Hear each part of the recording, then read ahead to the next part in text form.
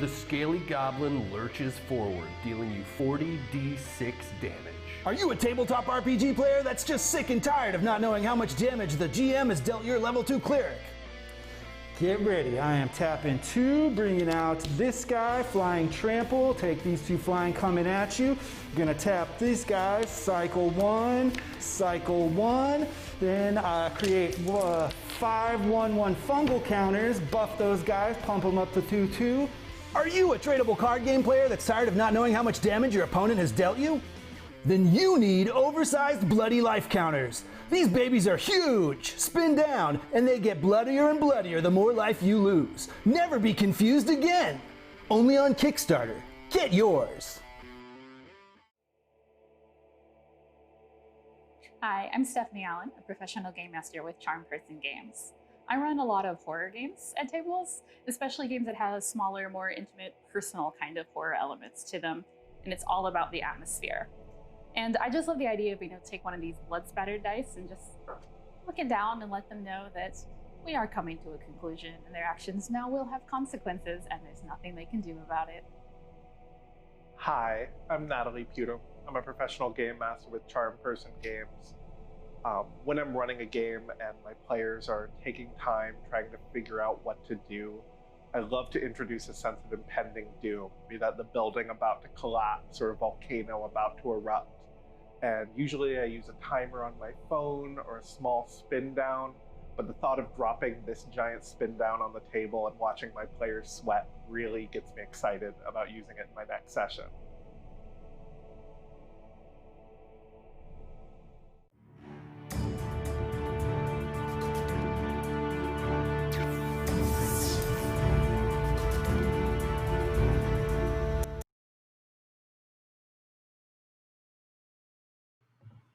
Hello, everyone, and happy All Hallows Eve.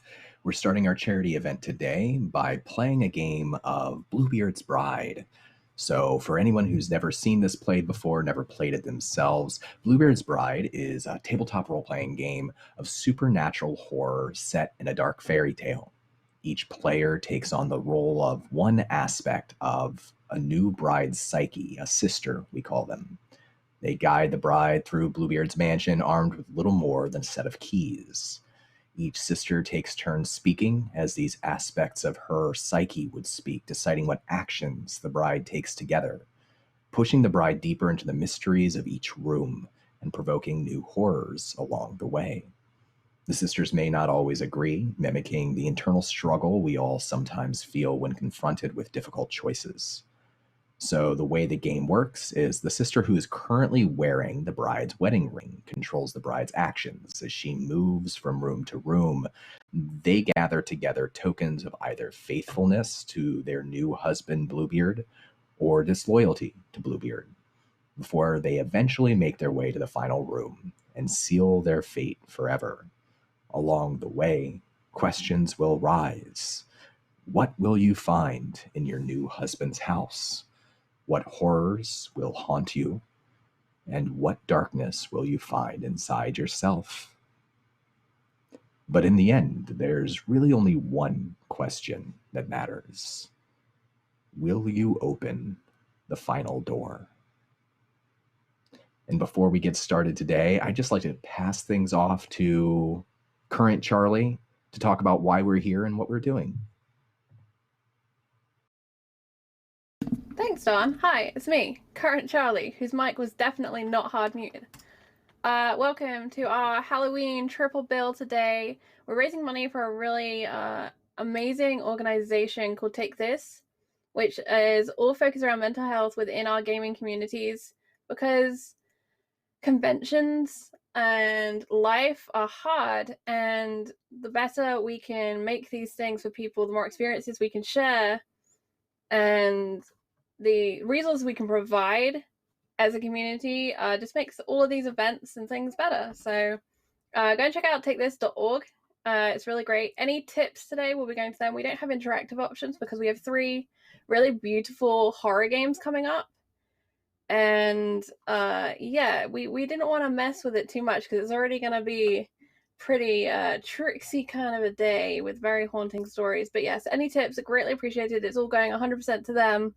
Going to pass it all on. And we appreciate you being here for this Saturday. It's super nice to be able to do these things, and we get to play some really awesome games. I'm so excited for all of them. We're starting out with Bluebeard's Bride, which is one of my favorite games ever, just in general. But I think it's also my favorite horror game ever, horror TTRPG anyway. So I'm super excited to get to play this, and I get to play it with some wonderful friends. I want to shout out the other sponsors here on Encounter Roleplay. They keep the channel going. We have the wonderful Snowhaven, which sponsors our Monday D&D game. On Tuesdays next week, we are kicking off with some Acton Cthulhu, which is produced by Modifius, which is followed up very soon by Zweihander 1776, Flames of Freedom. Super excited to dive into that. On Wednesdays, we have iHunt, which is a really fun game that I think you should definitely come and check out. It's about how paychecks are harder to manage than killing monsters, because that's real life. And on Thursdays, we have Accent Punk, which is hip-hop meets cyberpunk, and it's an amazing killer cast. Lots of music, lots of fun. And then on Fridays, we have Defiant kicking off this week. We have just all of the games, and I love that we get to share so many of them with you. But for today, for now, we're sharing Bluebeard's Bride, and I'm going to pass back on over to Don so we can start sharing this story. Absolutely. So we've talked a little bit about what Bluebeard's Bride is. I think it'll become more evident as we play along. But before I jump into the story today, I want everyone to go around and tell us what aspect of the bride's psyche you'll be playing, and share one thing about your aspect that you want anybody watching to know. And we will start with Edelyn. Hi, I am Edelyn, and today I'm playing the witch. And I guess one thing that I want people to know about the witch is that she is, she's aware. She's very in tuned, and so she has a deep understanding of many things on this plane and others. Cool. All right. Let's go down to Neil. Hey, I'm Neil, founder of the 12. I'm playing the Fatale, and one thing I think that everyone should know about the Fatale in our bride is that she's not only crafty in mind, but with her hands too. She helped the village a lot where we came from. Okay. And let's go to Rex. So I will be playing the aspect of the mother, and if there is one thing that I would want people to know about this aspect, is that while she keeps a strong and authoritative facade to protect the other sisters and the bride, she is stretched thin, kind of wrangling everybody and trying her best to keep everybody safe, but also not letting them get into too much trouble, or what she sees as trouble. Excellent. And last but not least, Charlie.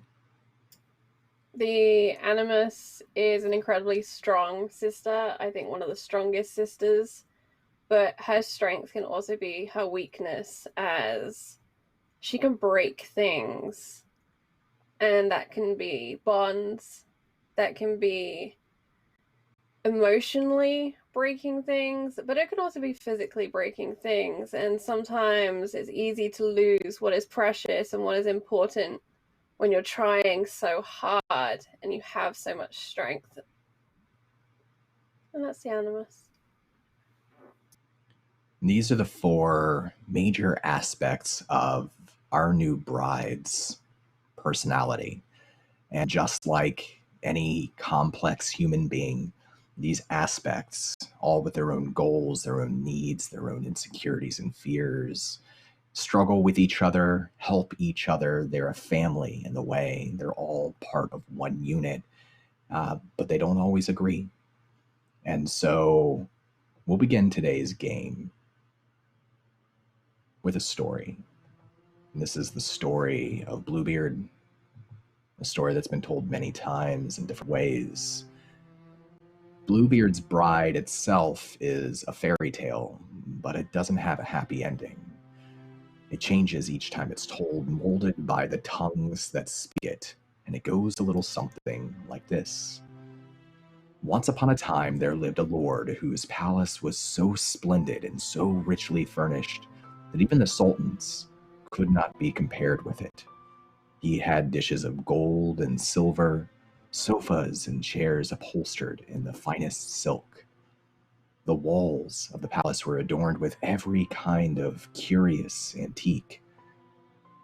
There was, however, something very odd about this lord. The color of his beard was a rich and shocking blue. His countenance was both distinct and unmistakable, and so he was never spoken of by his real title, which was grand and noble, but instead was simply referred to as Bluebeard. He was a fearsome man with deep-set eyes, and he was known for having an uneven temper. But even so, Bluebeard had been married many times. No one quite knew what had become of each of his wives in turn, as there had never been a funeral at the palace that anyone living could remember. They simply vanished, and when time passed, he would marry anew. One such bride awoke the morning after her wedding in her bed alone, her marriage yet unconsummated. This caused her some anxiety, but also some relief. And she was escorted by a servant to the dining hall, where there she found Bluebeard breaking his fast. He greeted her cheerily and bade her to sit and eat. Bluebeard informed her that he had received urgent news and must leave at once on a journey of much importance. He would likely be gone many weeks, so to console her, he kissed her affectionately and gave her the keys to every door in his house. He bade her to amuse herself in his absence. "Here," he said, "here are the keys to your new home. The smallest key, my dear, is for the closet at the end of the great gallery. Open everything, go everywhere. Save this one little room. I forbid you to use that key." The bride promised to faithfully obey his orders. She stood waving to him from the palace gates as his caravan of camels and horses kicked up a trail of dust as they departed. No sooner was he gone than she began to wonder what could possibly be behind the hidden door, the forbidden door. The story continues on from there, always a little different. Sometimes it ends with the bride's brother or mother rescuing her from Bluebeard's violence. In other versions of the tale, the bride meets a more grisly end, but each story is different, and each bride's experiences familiar and unique all at once. So today we're going to tell the story of one of Bluebeard's wives, a bride ruled by 4 aspects of her personality that we call sisters. We've met our sisters, and as the dust kicks up in the distance, you can see Bluebeard and the retinue that he rides with, little dots down the road, disappearing towards a vast desert. You can hear the crashing of the waves off the rocky shore beyond the palace, the sun hanging lazily in the late afternoon sky. We give the wedding ring to the sister who gave Bluebeard the most loyal and faithful gift. So, Charlie, The Animus has control of the wedding ring at the start of the game. And as Bluebeard rides away, one of his servants exits the house, swings the wide double doors open, and comes up to the bride. You've seen this man before. Though you're new here to this home, you don't know all of the many servants that Bluebeard has. But this is a broad-shouldered, strong-looking man, one of his most trusted and valued guards. And as he approaches you, there's something like Bluebeard in his countenance. He has dark hair, a dark beard, but there's the same sort of rugged charisma and danger in his eyes. And he speaks to you. Well, it is just us now. I'm sure that you have questions. I am Piotr, and Bluebeard has told me that if you need a guide, or if you need anything at all while he is gone, merely ring the bell and call my name, and I will be there. Would you like to come inside? Yes. Thank you. What can you tell me about this place? About this home? All that I can tell you, my lady, is that it is yours. All of its splendors and all of its history, all of its servants, yours. You should Which take the side of it? time to go and explore it. Which side of it looks out towards the sea?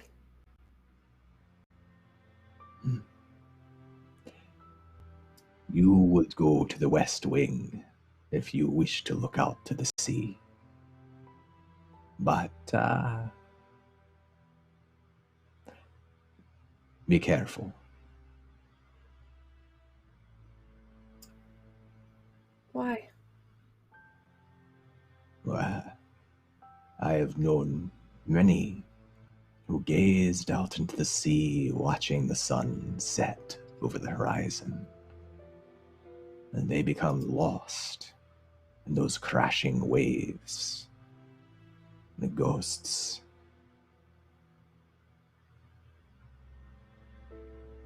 You have a But they bright should be- future ahead of you. But they should be found again when the sun rises. The ghosts fade away. Of course they do, my lady. He sweeps a long arm. And you find yourself there, not even knowing, did I take these out? Have I been holding these the entire time? With a key ring, a large key ring with many, many unique keys on them. Strange, esoteric, some of them plain, none of them the same size. Just sort of jangling in the wind.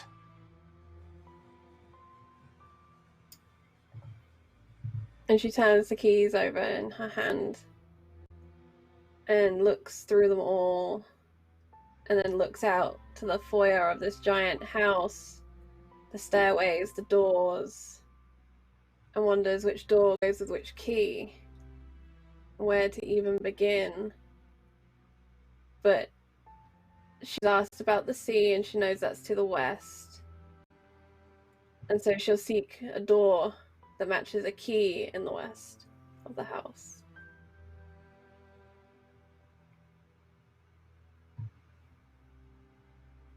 All right. What does the key look like that you choose? Describe it for me. She moves with purpose and decisively, and the key that has come to her hand has a silver metal to it. It's very simple. It has two prongs which point downwards, and the handle itself is opalescent mother of pearl. It's almost dainty, but there's a weight to it that comes from the metal. And it's this key that she grips and tries to find the door that matches.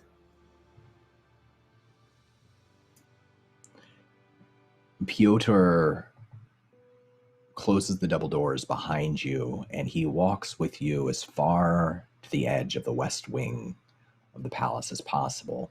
As you're moving through the halls, sometimes you pass by a window and the rays of late afternoon light spill in towards you, hitting your face, warming you for a moment. But then it's cold again.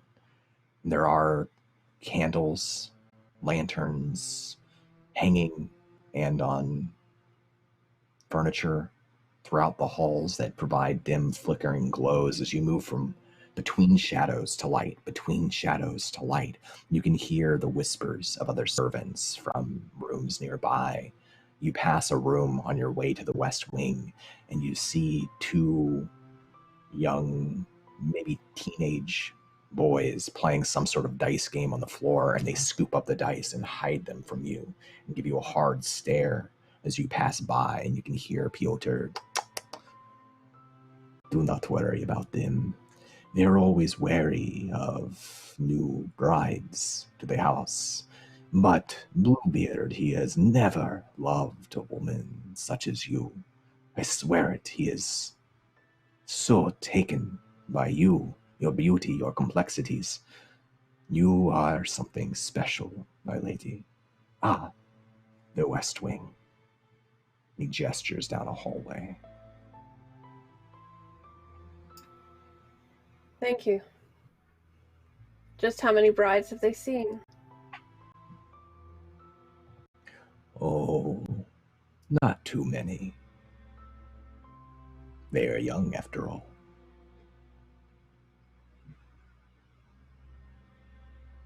Yes, they are.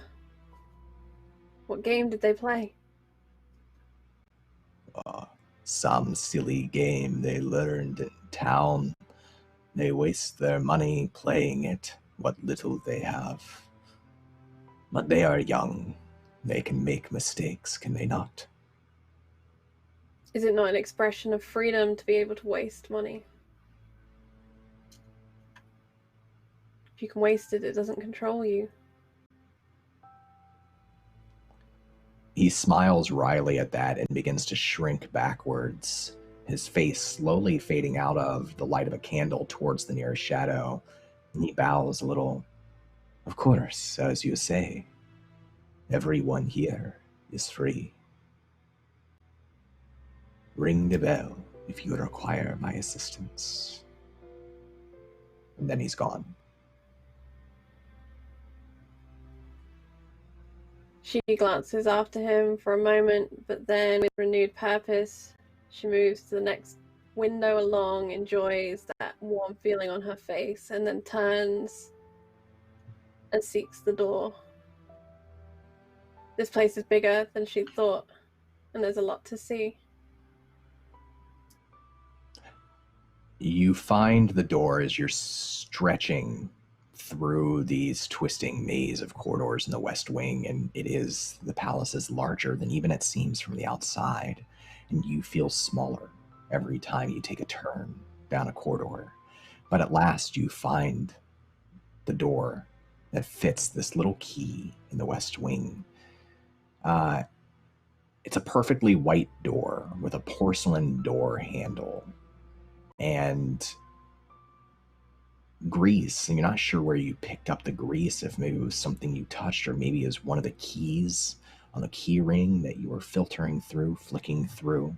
The grease from your fingers smudges that perfectly white door, and the door handle glides easily in your hand, sliding the door open without even knowing it. The room beckons to you, and you enter, and the door closes behind you. All of you now witnessing this, but still the animus has control of the bride's body, enter into a room. Steam rises from a wide basin of soapy water in the center of an immaculate chamber. Alabaster tiles cover the floor and the walls of the room, and bright white lights hang from the ceiling. There are people here. Men and women move quickly between tasks, scrubbing linens and scalding hot water, hanging them to dry and pressing flat the clean sheets. Rows upon rows of spotless sheets hang at the back of this room, waiting to be folded on a simple two-legged folding table attached to a wall. A row of irons and a small black furnace towards the back are the only dark spots in the room, and nearby them, a large wide window that looks out to the sea. There is one of the servants there, folding with a blank look on their face, staring out through that window at the dying rays, the afternoon light.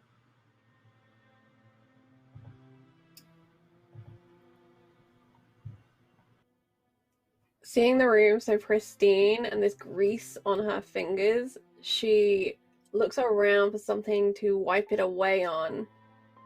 She goes back to the door very briefly and reaches for the handle, wanting to step back out and find something else. But as she does so, I think she smudges the door on this side as well. And she looks at the prints left by her fingertips. And then she turns to cover her smudge with her own physical form and looks back into the room.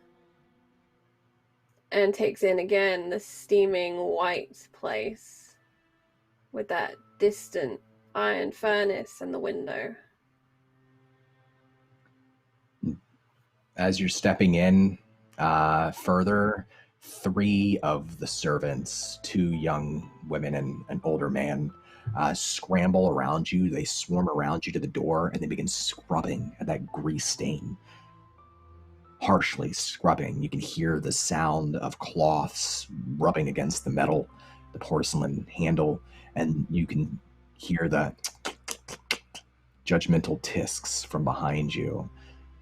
Some of the servants turn and look at you. There's something unkind in their eyes, but they don't stay there long. They return to their tasks. And at this point in the game, now that we're in a room, you're able to use moves. All of you are capable of using your maiden moves. The one currently in control of the ring is able to use the ring moves or the exit moves to leave this room. You're able to converse with each other to determine what course of action the bride takes. What do you do? So I think the witch spots the servant at the window staring out at the ocean. And sisters, I believe that that's a person of interest. She certainly has common likes, motioning towards the waves beyond. She is quite intriguing, though I am frustrated with these three who just came up and tisked at us. We are the lady of the house. How dare they? Yes, it seems very uncouth to treat your lord's new bride in such a way. But we must be more careful. We have been trusted with this house.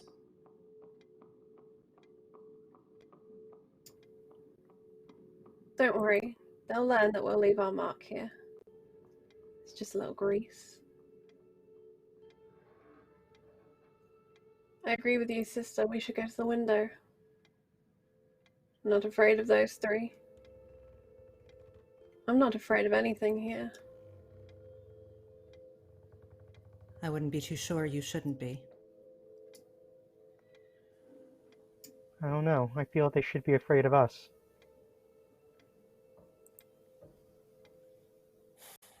They'll learn in time to recognize your authority as the lady of the house.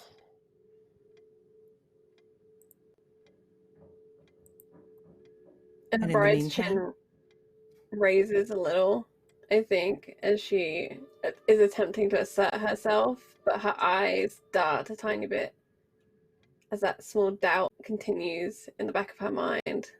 This isn't her place yet. Sorry, Edelyn. No, it's quite all right. I like that.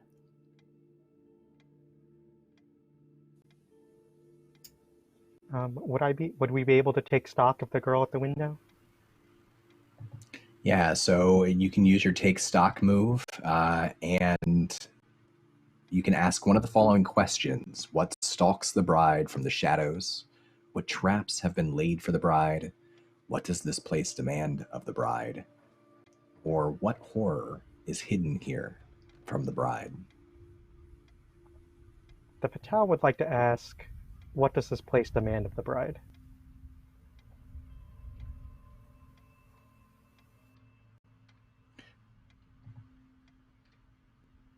As you're taking stock of the room, your eyes linger on that woman near the window, gently folding, eyes gazing outward. What's strange about her is that she's dressed all in white, not the white and brown outfit that most of the servants wear. White dress, simple, pretty, but the seams have started to come undone. Frayed, and her hair too, long and red like a sunset, but frayed, coming undone. And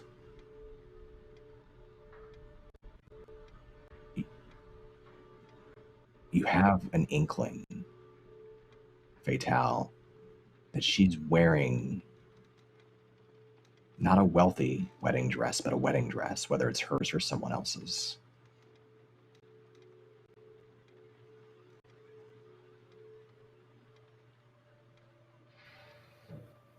Oh, the girl by the window. She does remind me of us. Her hair, red, messy. It's very reassuring, but that dress, I think she's trying to outdo us. I think that ours was nicer. He liked it more, at least. I'm sure. Sisters, I believe we have an opportunity here to curry favor with the servants in this room. It may benefit us in the long run. Perhaps we should go help her. Fix her up a bit? Woman to woman? She may need some She does seem motivation like to a take better care of fixer-upper. herself. It'd be nice to fix up someone. She definitely seems like a fixer-upper.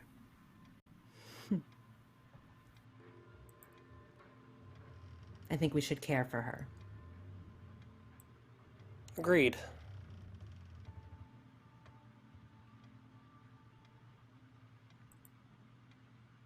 Is someone making that move? I will make the care for someone move. I What's this believe gesture like from the mother? she would clear her throat lightly as we get closer to this woman to make her aware of our presence and not to startle her. And as she does this, she will give her a small, warm smile as her hands are clasped in front of her together. My dear, you look lovely. But I can see something in your eyes that is longing for more. Is there any way I can assist? She slowly turns her head towards you. She never stops folding, and now that you're this close to her and the folding table, you can see the crashing of the waves against the shore through the window. You notice that her fingernails are black, and there's dark lines running over her hands, and that several of her fingers are shorter than they should be, and one of them is longer and twisted and bent, but she's still folding, making the best use she has with those digits. And she gives you a distant smile, small smile, looking past you, not at you. And she says, "Yes, I'm so tired. Would you mind taking over for me for a time. I should like to sit down.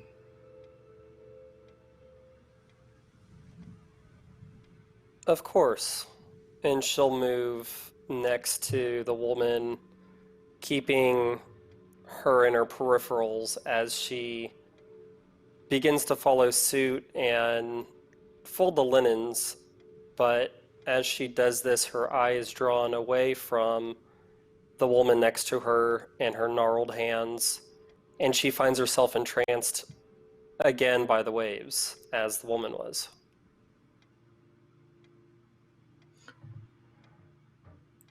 Animus and Bride, as you begin to fold the linens, the girl, younger, but beautiful, but sunken in eyes, slowly walks over to the furnace, takes a broom, idly brushes 3 times some ashes into the furnace, and then drops the broom. It slams into the floor and rattles. All of the servants turn and look at her, scowl at her.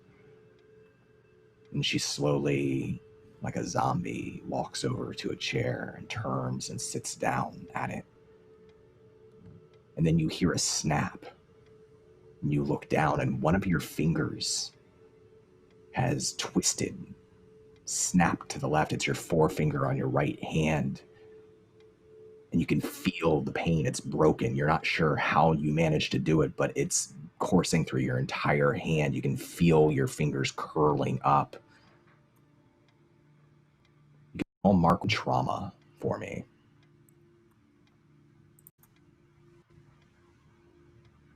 Animus, what do you do?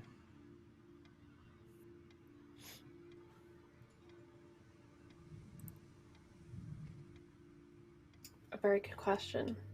She grips that hand protectively and can see previous damage that's been done to this hand, and she's wincing, but she's trying to hold in the cry that she wants to exclaim because it hurts so much. But this is her first chance here.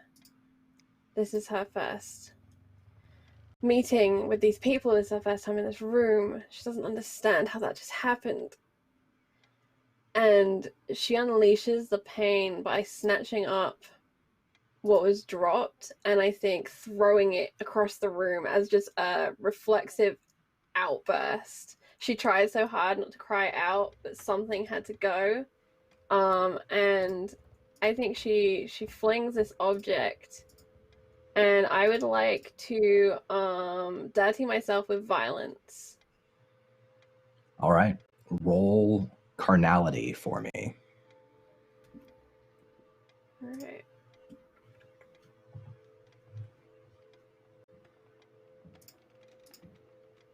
$10. So on a 10, you can choose one. You can disable a horror, silence a horror or a servant, or mutilate a horror or a servant. I think what she does is, as she snaps and this object bounces loudly in this room, that it silences any gossiping, anyone who would look towards her, and I'd like to silence with this outburst. Force people into ignoring me. You can see all of the servants turn back at your outburst, almost shy, looking down, returning to their tasks. And the young maid sitting before the furnace on that chair, she begins weeping silently, but you can see the heaving of her chest. You can hear the struggling gasps. Do you return to your task, or do you do something else? I would like to tut loudly at her crying. I'm not crying. Why is she crying? And then turn back to that window and ignore her. And really look at this window. Look at the frame of it. Look at if there's glass in it. and look out to the sea. Can I investigate the window, Don? Would it count as an object to investigate? Absolutely. So when you investigate a mysterious object, you get to ask 2 questions. You can ask, whose item is this? What memories does this item hold? What about this item is odd or uncanny? Or why did Bluebeard keep this item? I remember the words of the servant I'd met, that people have been lost here staring out, and I'd like to ask, what memories does this item hold? It's not the window itself that holds the memories, but as you're staring through it out at the shore, you see the waves crashing. The surf is strange today. The waves are coming in slowly, but they're large, and they last for a long time before they break, and sea foam spills out like tumbleweed over the beach, rolling further and further, closer and closer to the palace. And as you're staring out through the window, you see a woman dressed exactly like the woman sitting in the chair next to you, almost standing in that crashing wave in the white of the foam, trying to move towards you, trying to wade towards you through the water, but she's not wading like a normal person. It's jerking movements. You can see her head snap to the left and then snap to the right. You can see an arm reach up, and you can see even from here the black fingernails. And then when the wave crashes down into her, she disappears. You see another woman a moment later wearing a very similar dress. This one has long, stringy golden hair, mouth open as though she's screaming as she snaps her body, her jerking motions trying to make it through the waves, and then the wave crashes and she disappears.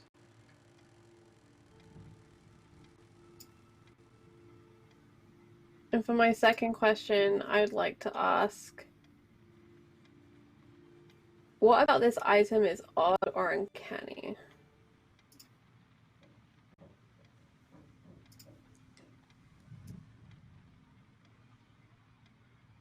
As you continue to stare through the window, looking around the frame,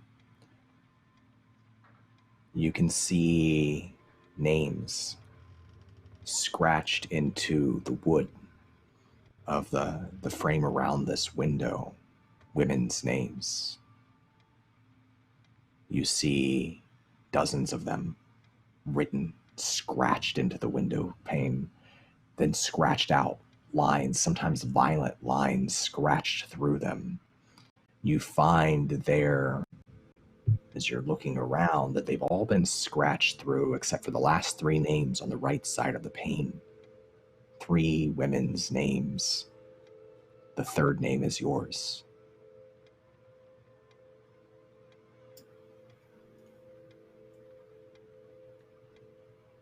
I have an idea, sisters. And the bride turns towards that iron furnace at the back. And usually by furnaces and things, they have like the pokers and things to move the wood in and out and to maintain the heat. And I would like to take one of those. And although my name is already marked here, I want to make my mark on this window. This will be my window. What marking do you suggest, Animus? How about instead of a name, we leave the sun burnt into the frame? Bringing light into this room?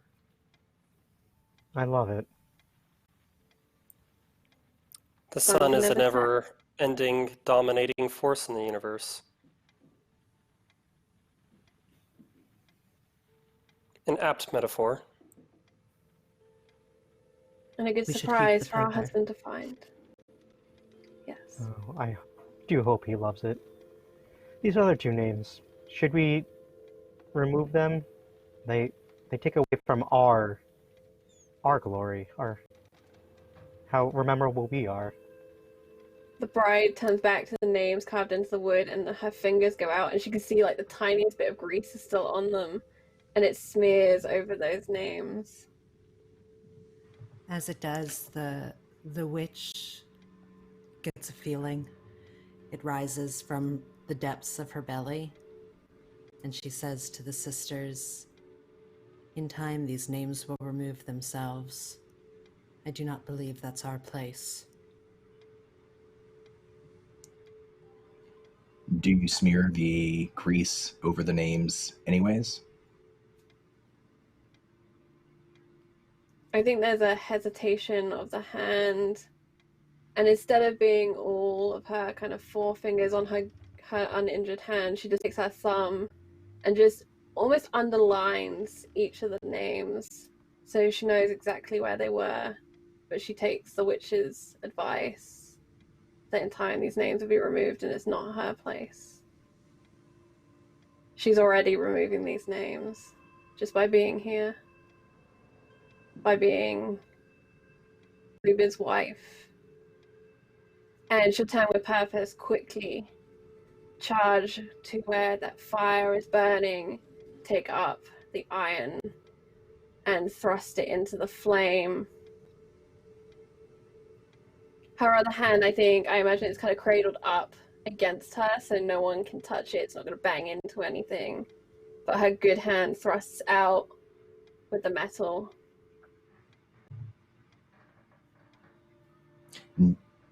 You're carving onto the frame, burning onto the frame a sun. Yes, once the poker is heated to red, white hot, as hot as she can make it go before the metal in her hand is too hot for her to hold. And she'll charge back across the room with it held out in front of her, hoping no one gets in her way. And then she'll push that fiery end into the wood of the frame. You can hear a shriek from right behind you just before you reach the wooden frame, and all of the eyes of the servants have turned back towards you, and that young woman with fiery hair has stood up and launched herself at you. You can feel her black fingernails tearing at the back of your hair, pulling at your hair, grabbing at your arm, trying to get that poker out of your hand. You can feel and smell her hot breath on the back of your neck and the side of your face, and there's something rotten in that breath. What do you do? You shiver in fear, Charlie? I saw that reaction. Yeah, I think she does. I think she tries to hold, but it's just so close and it's an invasion of her space. She's lost control of her space. And just she shivers, she shudders away. So you get to name, this is a move, and I can kind of call you out on it if I see you react. You get to name, let me pop back here for a second. The thing you are most afraid will happen, and I have to tell you how it's worse than what you feared. And then there's a second part to it too, but we'll do that after. She's most afraid that as this person, this thing, invades her space and gets closer, that she will lose control of herself. And she has this very dangerous object in her hand. And she's afraid that someone's about to die. And perhaps she can't stop it. As you're struggling with her, this girl, you pull away for a second and you trip, and as you do, that poker in your hand slashes wide, and as it slashes, it cuts through the middle of the three names that have not been scratched through already, a perfect burning line through it. And as soon as you do, the young girl stops and she pushes her back up against the linen table behind her, and all of the servants turn towards her and they rush towards her Some of them, one of them has an iron, one of them has a broom, the others have their hands, linens, whatever, in their fists, and you watch them swarm her and push her down, and she disappears beneath this mob of a dozen servants who just begin to beat her again and again and again.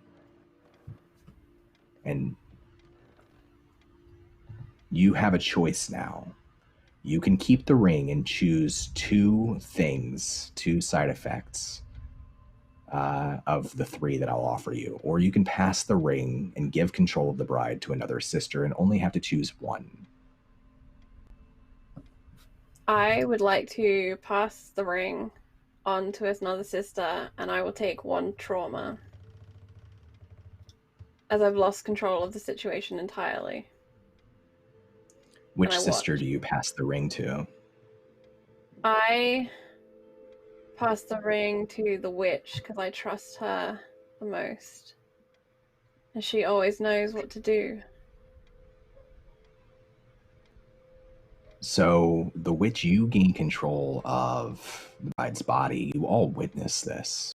You're all witnessing this girl who launched herself at you be swarmed and is being beaten viciously. It's not... There's no reason to believe that she is going to survive this. And none of the servants are paying you any attention right now. So as you take control, you have options. You can use the ring moves now. You can use your maiden moves per normal. And now the witch also has the ability to use the exit moves to leave this room. What do you do? Sisters, I fear there is more evil here than good, not just in this mob, but in the alabaster tiles, the wood-framed window, and worse yet, the waves beyond that are not the ocean that we once knew. I think we should get out.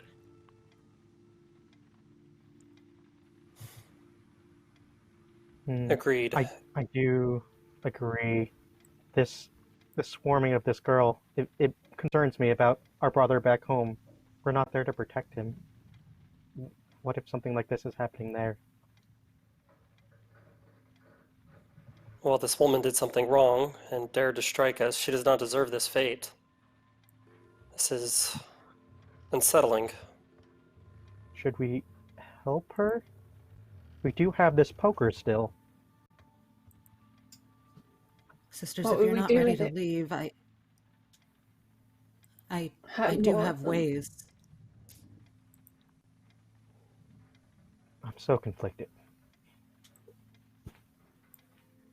And the witch reaches down to her calf, raising up her skirt, and pulls from a holster around her calf a small dagger. The blade is like sea glass, and the grip is pearl.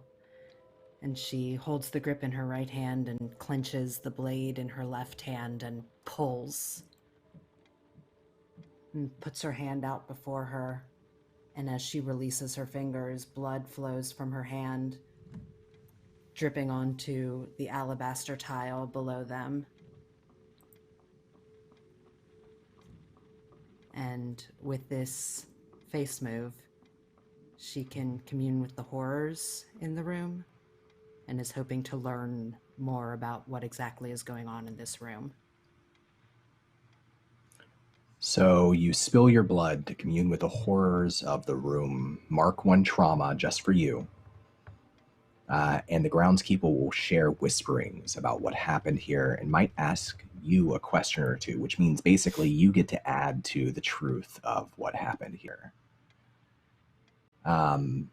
So as the blood drips from your palm, staining the perfect alabaster floor, you can see that the white of it is beginning to turn black with sharp, rotten lines, not unlike that poor girl's fingernails. And The cries of the servants, the angry cries of the servants as they take their frustration out on this girl more and more. Between those cries, the room whispers to you. And voice says,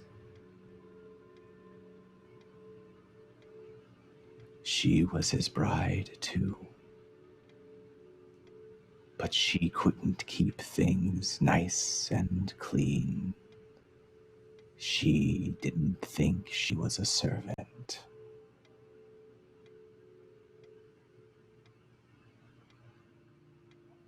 But she is. And so are you.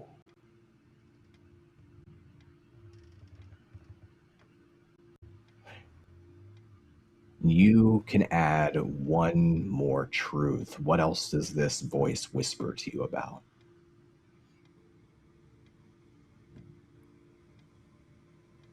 The voice whispers, and the women beyond, in the waves, creaking and cracking their bodies. Those are but echoes of other brides like you. What will become of you? And the voice fades away. Just as the voice fades away, a large, older, middle-aged man picks up a sewing machine off of the counter and pushes his way through the crowd. He raises it up above his head, and the rest of the servants stand back a little bit so that he can do this. Do you do anything in this moment? Do you interject? What do you do? Sisters, I propose we leave. There is darkness here.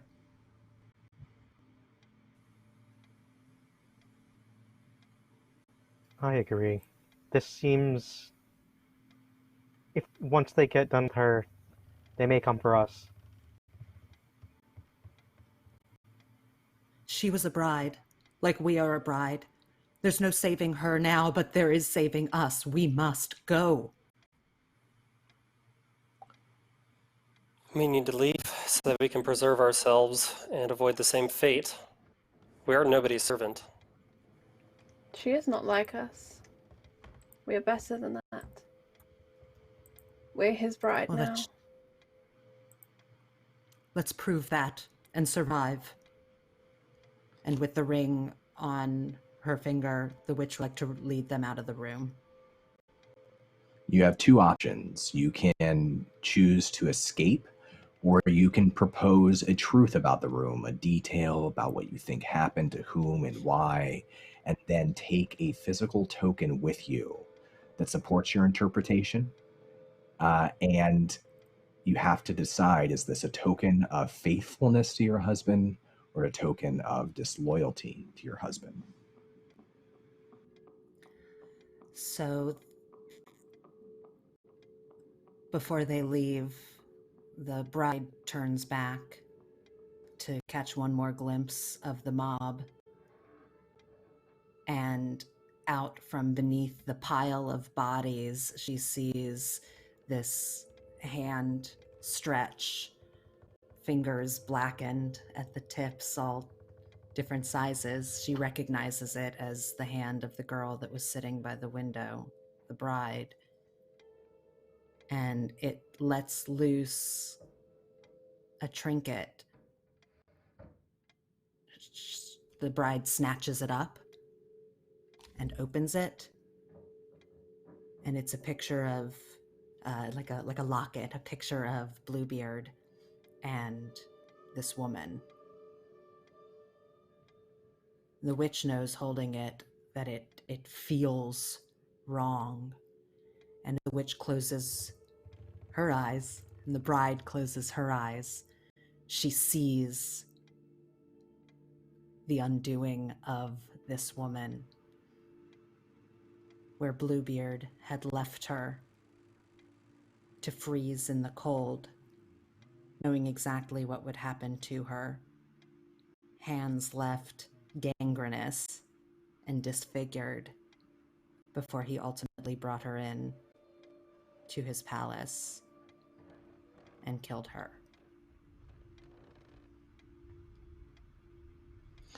That sounds like a token of disloyalty. Oh no, totally loyalty. Disloyalty. Yes.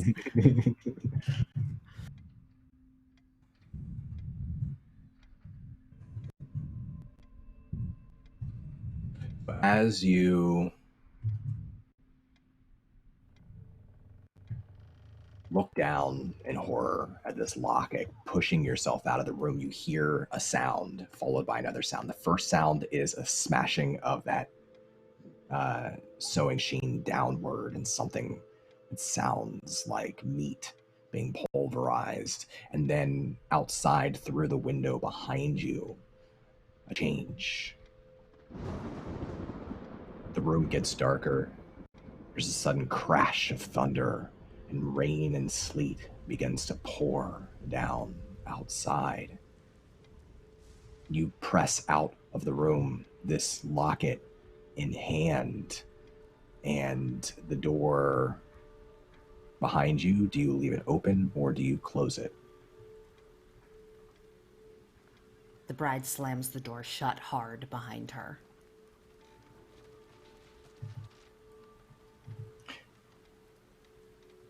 Piotr is waiting for you out in the hall, just casually waiting, leaning up against the opposite wall, just barely visible in the light, gently smoking a pipe. He smiles at you as you press back into the hall and close the door behind you.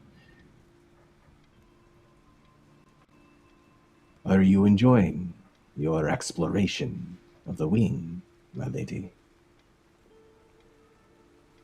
I do hope that there are more enjoyable rooms than that one, Piotr. Yes, of course there are. I honestly did not know why you chose to go in there. It is the laundry room. Nothing exciting ever happens in the laundry room.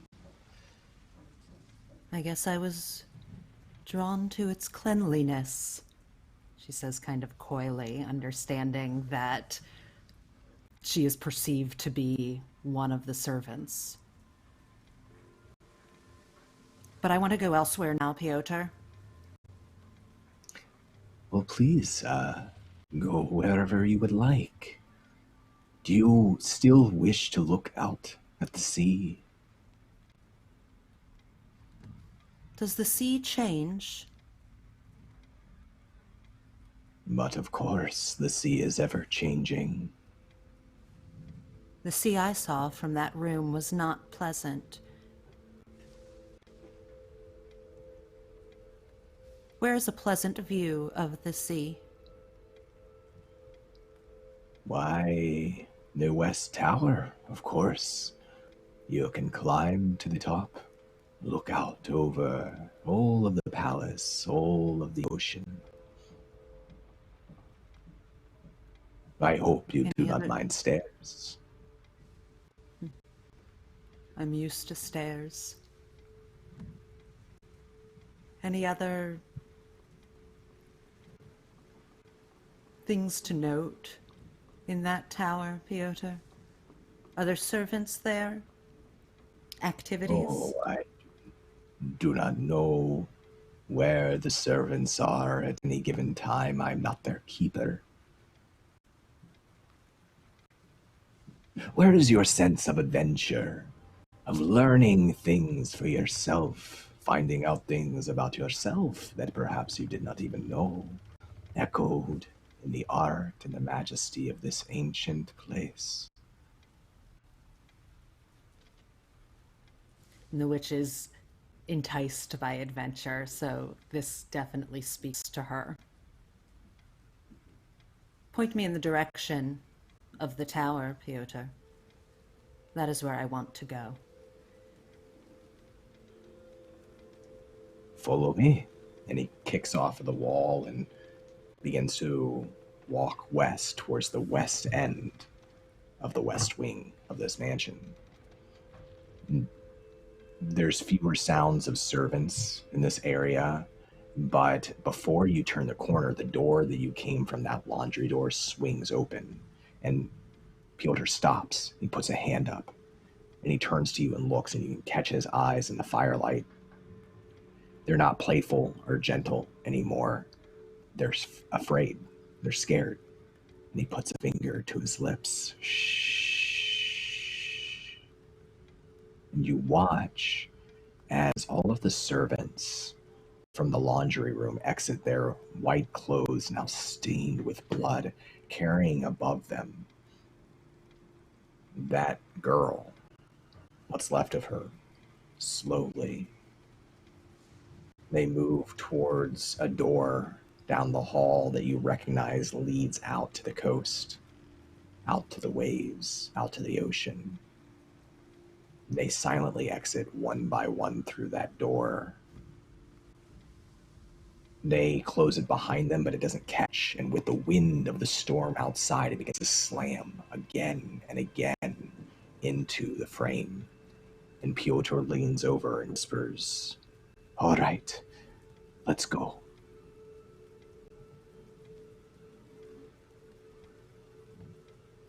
Before the bride moves, the witch takes a moment to listen to the wind. She doesn't hear the secrets she used to hear on the ocean wind, but she listens. And the bride walks, following Piotr.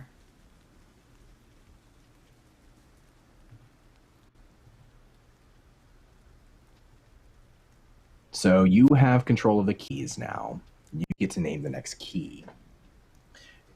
You can describe the key to the southern tower however you would like. What does this key look like? The western tower. It's actually a key that the witch spotted when the Animus was flipping through the keys earlier. So it's funny that it ended up being the key to the room that she would lead the bride to. And it looks like it's been dug up from a shipwreck. It's pocked with rust, almost looks like coral. It has that much erosion to it. There's a small barnacle that's latched on to the head of the key, and it smells of age and eroded metal. Piotr leads you to the tower, but will not enter it. He bids you simply, "I do not believe that I will see you again this evening. Good night, my lady. Enjoy yourself and be safe." Before he leaves, the bride calls, "Piotr, what time is it?" Oh, who is to say what time it is? Time, it has less meaning here. You'll find soon enough.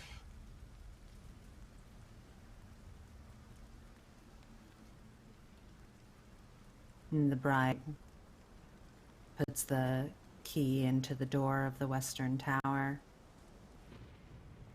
You can hear Piotr's footsteps moving away down the hall in the opposite direction. You put the key into the door. The mighty oaken door has two thick metal handles that rest on the mouths of deformed creatures. Through the windows, you can hear the sound of the wind and the rain. The room beckons, you enter, and the door closes behind you. You're all standing inside the western tower. Shadows fluctuate as a single lantern dangling from the ceiling swings back and forth in a perpetual motion. The air here is stagnant, and you immediately cough from the sensation of inhaling such a dead breath. Various mismatched mirrors cover the walls, projecting deformed reflections back at you. There's a solitary chair. It sits on a dirty concrete floor in the middle of the room. Next to it, a piece of sharp glass, a bent crowbar, set by an old rickety set of wooden stairs that wind up to the next level, the top of the tower.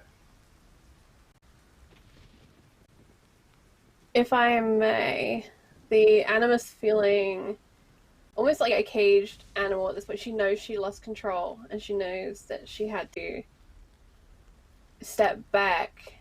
But as she looks around this space, she wants to protect her sisters. And Don, I would like to take stock of this room, because this room itself is tense. The way the air is so still, that broken glass, we've walked into something.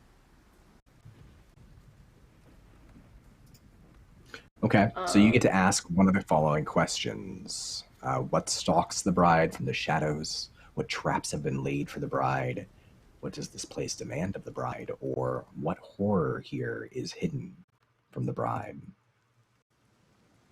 All right, there are two questions I really like on this list, but I'm going to go with what traps have been laid for the bride?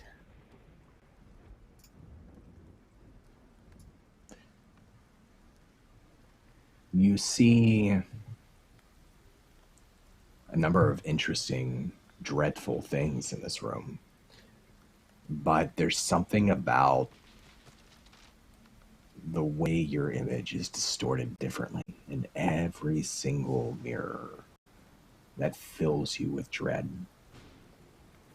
And even more so as you're wandering, your shoes clicking against the concrete floor again and again, echoing throughout the room. You move past that empty chair and that broken piece of glass. There's no reflection of you in that glass. And that fills you with dread too. And then with the creaking of the lantern above you, the rickety wooden stairs upward, the shadows unlit spilling down from whatever lies above. You can imagine something hungry up there, waiting in the dark.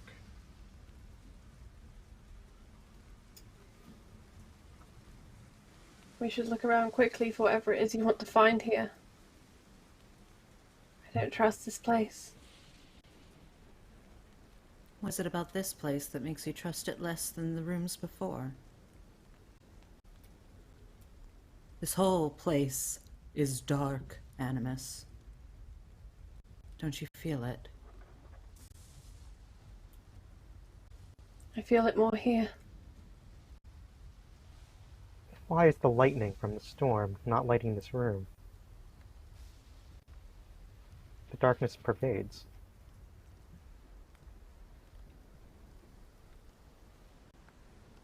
There's a sense of being prey in this room. Maybe this entire palace. I believe if we are to survive, we must become the predator ourselves.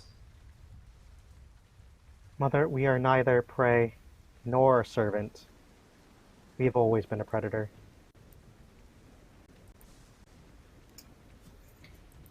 Find what you're looking for and then we'll leave.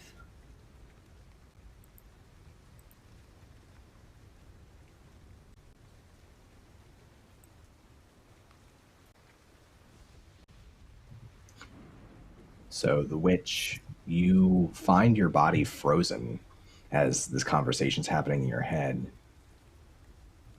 What do you do? She's, although still moving her eyes, scanning the room slowly, taking in feelings from the chair, from the lantern, from the various mirrors. until she lands on the mirror in which the bride cannot see herself. And she moves the bride to approach that mirror. She wants to investigate this object. What you approach is a large piece of sharp mirror, broken, laying beside a solitary chair on the concrete floor. The piece of mirror shines intermittently, sending multicolored sparkles every time the lantern swinging light falls upon it, but it doesn't reflect your image. And as you investigate this mysterious object, you get to ask one of the following questions, or two of the following questions. Whose item is this? What memories does this item hold? What about this item is odd or uncanny? And why did Bluebeard keep this item? I want to start by asking, why did Bluebeard keep this item? This broken piece of mirror, jagged. Why would he keep it? You pick up the piece of jagged mirror and turn it over in your hands. There's something written on the back of it. It's written in a shaky cursive. And it simply says, "I'm so sorry." You recognize the handwriting to be that of your husband's. You've seen his writing before. You've never seen it look so shaky.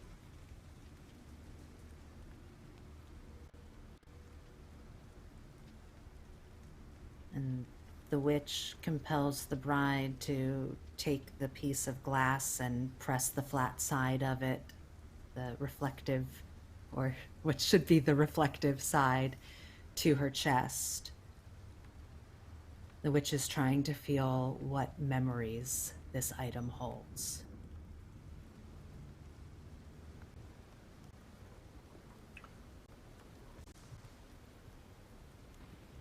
You can see the reflection of the reflection in one of the actual mirrors on the wall as you press this object to your chest and hold it outward.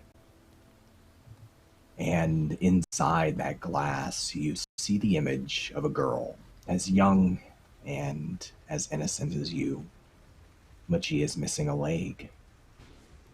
She looks sad beyond words, and you can watch her sitting there in that chair, staring, reflecting back at you, compulsively rubbing her leg. And she looks up at you, directly at you in the reflection. "I'm sorry, but I need it. I have to have it. Otherwise, she'll never love me, and I'll never leave this tower again." And then you feel, without knowing it, that you're doing it, you driving that shard of glass cutting down into your own leg. And you can feel a trickle of blood, a sharp spread of pain through your leg. And then that girl isn't just in the reflection, she's sitting there on the chair right in front of you. You can take one trauma, mark one trauma, and tell me what you do.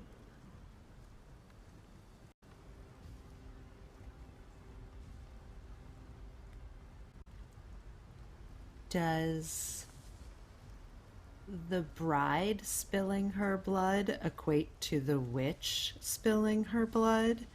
In which case I could commune with this girl through my face. Absolutely. So I should note you all mark one trauma for that, because this is something physical that happened to the bride. But yeah, you can use your face move. But you'd have to mark another trauma. What would that be up to? Keep forgetting about traumas. I think that would make 4. you. I think that would put you at 4. That'd put you very Mhm. dangerously close, but you could do it. Perhaps for sisters, we should discuss. Yes, please.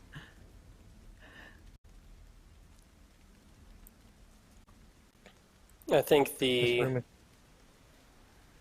Go mother ahead. would be very upset, but a tenderness comes across her voice as she tells the witch, "None of us could have seen this coming. While we must protect ourselves, we are not perfect. And I would like to use the face move, the martyr, remove 2 from the witch."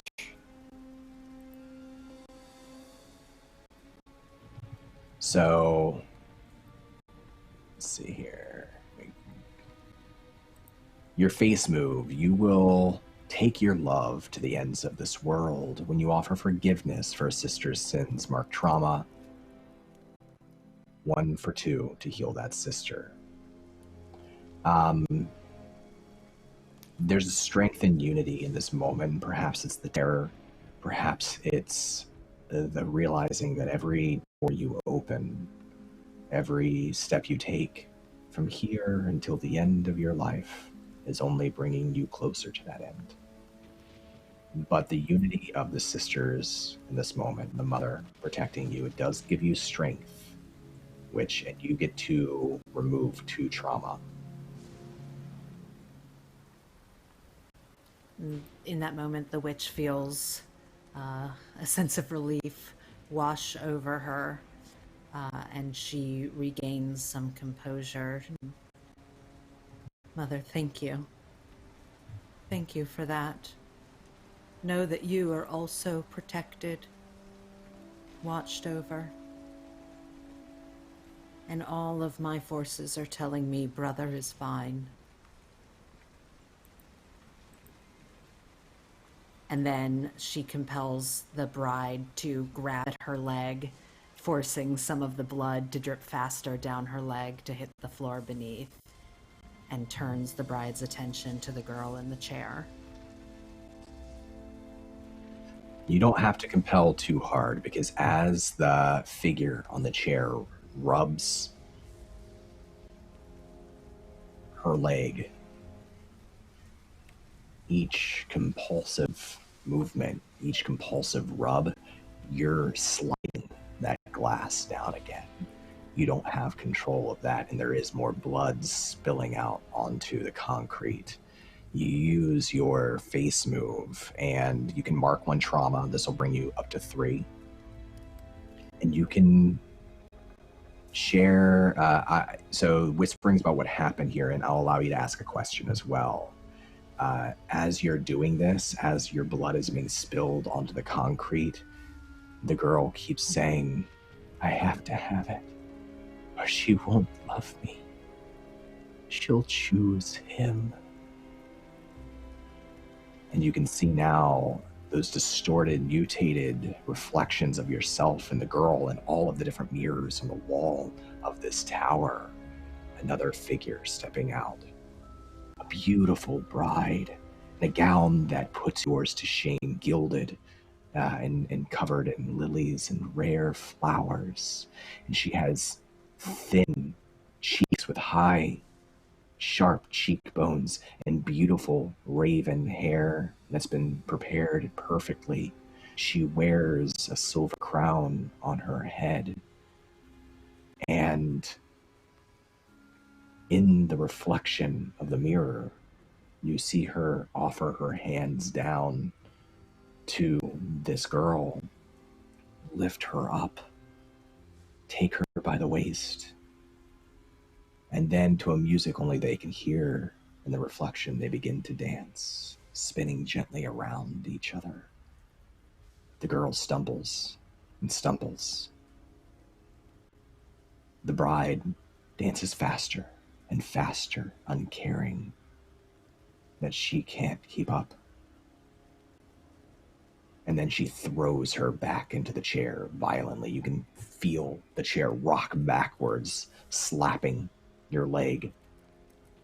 And the bride slinks back into the shadows. Just a reflection. But then that girl in the chair looks up to you, and she sadly says again, "I'm sorry. I need it." And she begins to massage her leg again, and you can feel you're starting to cut back into your own leg once more. What do you do?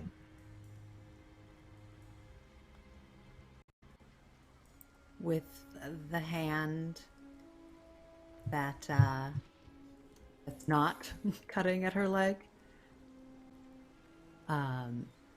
she tries, the bride tries to slap the shard of glass out of the girl's hand that she's cutting with.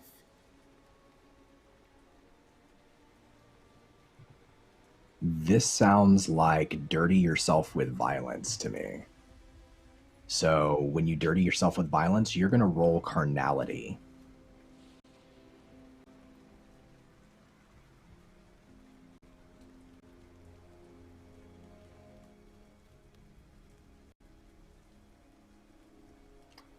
Oof, a 6.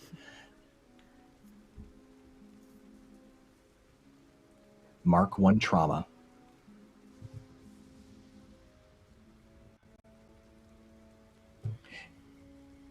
You slap the girl's hand, you knock your own shard of glass out of your hand, and it flies and shatters on the ground. And as it shatters, the girl in front of you shatters too. She opens her mouth to scream, and you can see that there's desperation there, that there's a pain there.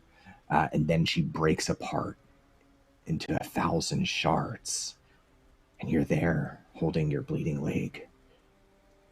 It's quiet, except for that creak of the lantern above you. And then one after another, all of the mirrors in the room break, shatter, and 13 of these girls crawl out of the shattered shards. They all look the same. They all look to you. They grab the shards and they begin to scrape themselves and pull themselves across the ground towards you, slashing wildly at you.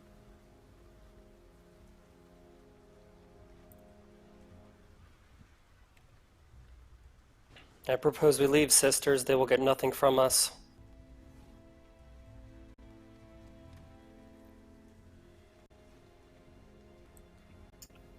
Do you think perhaps we should try to...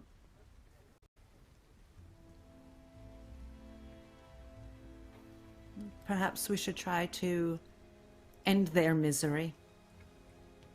We shattered the first.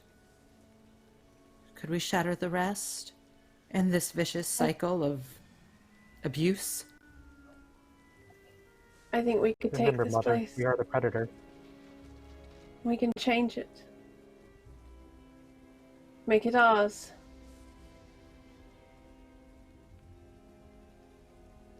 It is ours. Nothing in it will bend to us.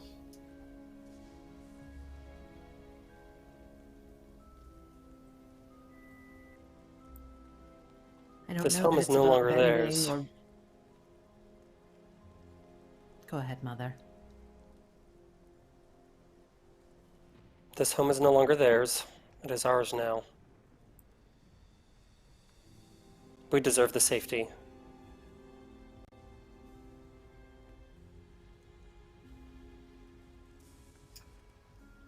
He told us that this is all ours. We can make it so.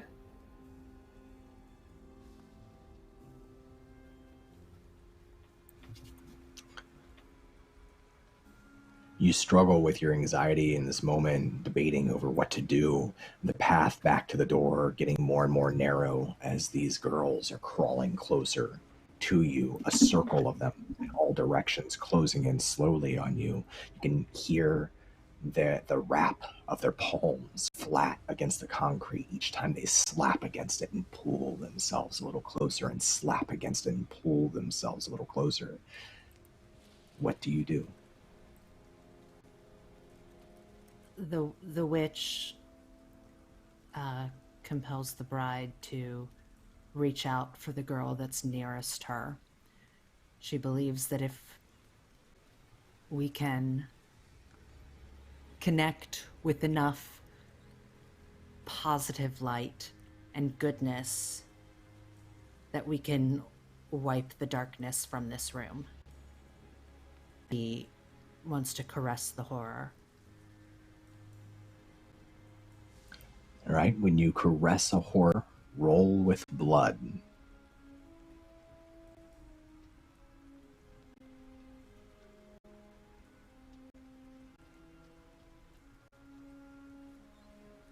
A 9. I want to check time to do it, as we're a little over halfway through our game.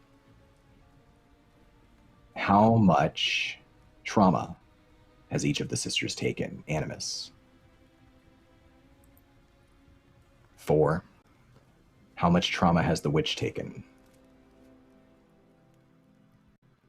Do I mark a trauma for caressing a horror? No, not necessarily. And I'm at 3. Thanks The to mother. I'm at 3 as well. And the Fatale. The Fatale stands at 3. All right. On a 7 to 9, it will shift its attention from you, direct what was intended for you to another victim in the house, but only if you participate in some way. And so as you reach down and caress this horror, she looks up to you, sad, alone. You can feel the way that she shivers against your touch, that this is the first time anyone's touched her in a long time. How long she's been here by herself in this tower. And the moment the door to the room creaks open, and you can see Piotr, strong, attractive, dashing, brave, moving into the room. A little candle, flickering flame in his hand, and he calls out into the darkness towards you before he spots you and all of these girls. My lady, is everything all right? I thought I heard a crash. And the girls turn their heads towards him, except for the one that you're touching. She's looking up at you with desperate eyes, asking you if you'll help her.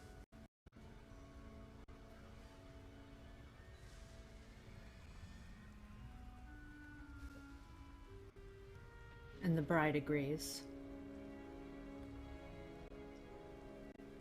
How does the bride help her turn her attention, her needs, away from you and to Piotr?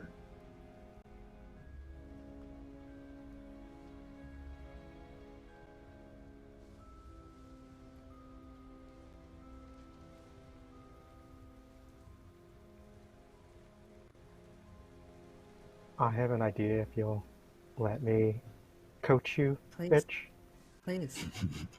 I will I'll put her down. I'll walk the girl over, and I'll take the glass from her. Well, I'll take her arm actually, and I will prepare her, like guide her into descending the glass into Piotr, and I'm going to do it in. I'm going to be very close. I'm going to be pressing myself against her. I feel like that's a feminine wile. I'd also like to use my face move because I haven't had the opportunity yet. Of course. Yeah, so I'm going to,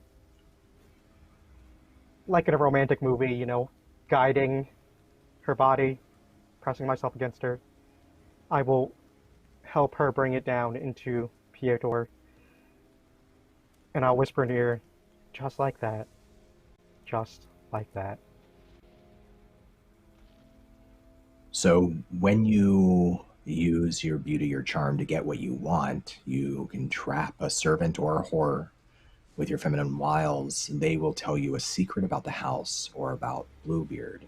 You can choose, and this would only affect you, Fatale, you can choose to mark a trauma if you want to ask a follow-up question. So Piotr drops his candle. The flame is snuffed as these girls begin to crawl towards him. You can watch as he gets older in front of your eyes. His eyes get wider, his face gets narrower, his entire body is shaking. You can hear the chattering of his teeth. One of them falls out of his mouth and hits the ground, rattling against the concrete, pressed and snapped by the palm of a girl as she's approaching, and you help the lead girl slowly approach him, crawl up his body. You press your hand to his chest and your other hand to her hand, and as you gently slide the shard of glass in the trembling man's chest and then downward to his leg, the other girls begin to crawl up his leg as well, and now they're all sawing, and they're sawing, and they're sawing, and Piotr's just breathing raggedly. He's not screaming. It's like he's in a trance. And while he's in that trance, you hear him say,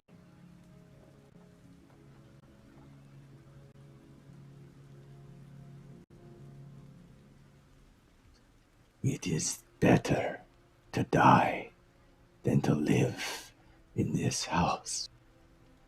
You have no idea what he will do. Each day, worse and worse. Each year, you slip more into the dark. I wish I..."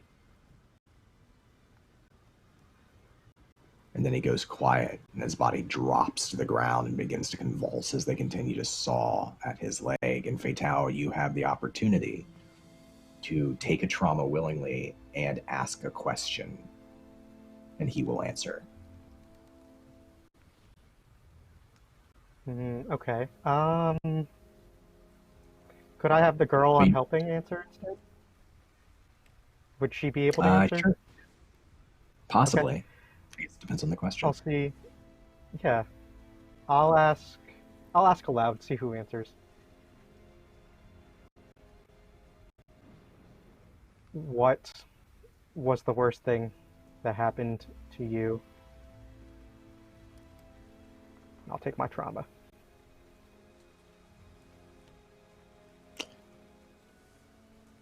She doesn't answer, but you can see the answer in the memories, the reflections off of each of those glass shards. Each time one of these 13 remnants of the girl raises above her head and it catches the lantern light, just flashes of her life, this beautiful love she had with this incredible, strong, wealthy woman. Her accident, their relationship souring, but they stayed together. The woman married Bluebeard, but still they stayed together. She was given a position in the house, a servant, taken care of. She did it all, she said, for her. But over time, the longer the bride lived with Bluebeard, the more she became a reflection of him, twisted, cruel, and her love turned to abuse. But the girl never stopped loving the woman, the bride, And so she stayed. And so she's still here in this room where all of the worst things happened to her. And the knowledge of that, and the knowledge that now you're the bride, means taking a trauma for the Fatale.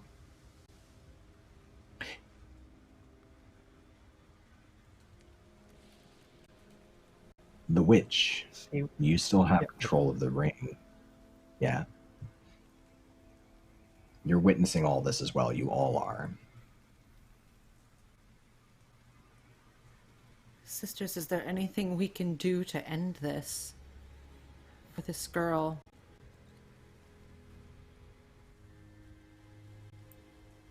We still hold the glass in her hand. We guide her hand. We could end this for her.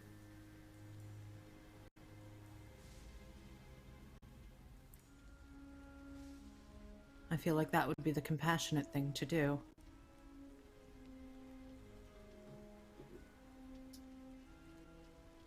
There's a lack of compassion in here, but we must keep ours. I believe we should end her suffering. I think that we should just take her to another room. Show her another way. Another place to be, another person to become. She's changed once. She could change again.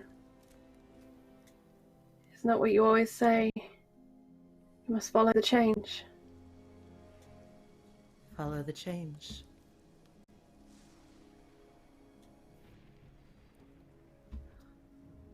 Well, where do you suggest?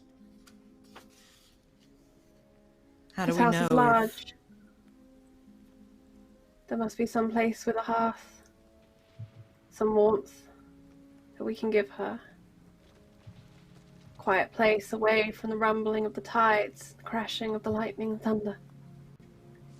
Away from these mirrors. A place where she can just be. And then she could begin again.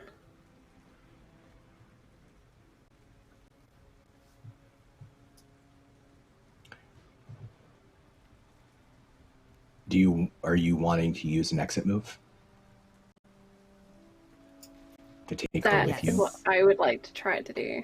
Or encourage the group to do. Yeah, I think that's a good idea. Agreed. So, propose a truth, which, about the room.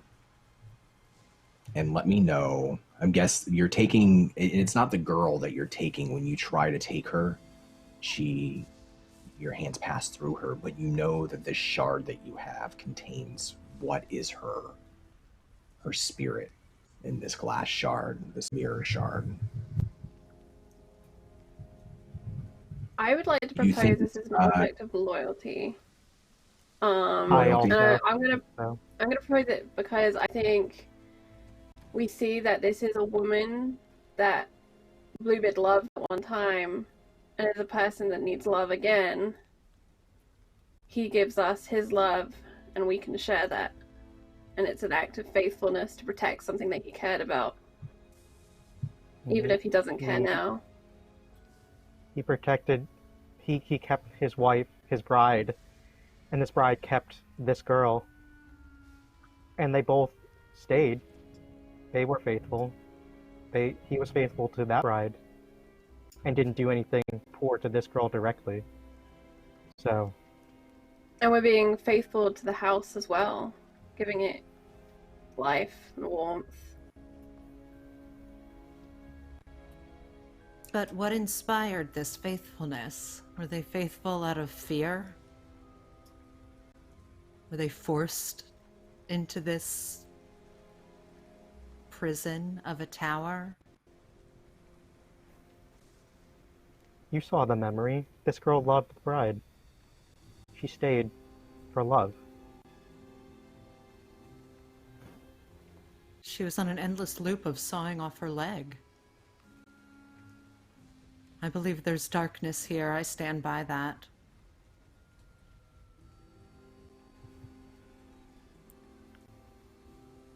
What defines love in this twisted place is not what I would consider beautiful. It's poisonous. But we can show her compassion and sympathy. Her motivation, And maybe their motivation doesn't matter. Our motivation is what matters. Mother is right. We are showing compassion. Please finish, Mother. we can end the cycle by refusing to give in to the darkness.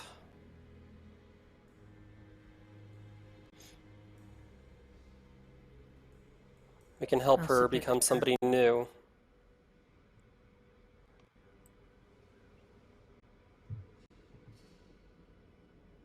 You have convinced me.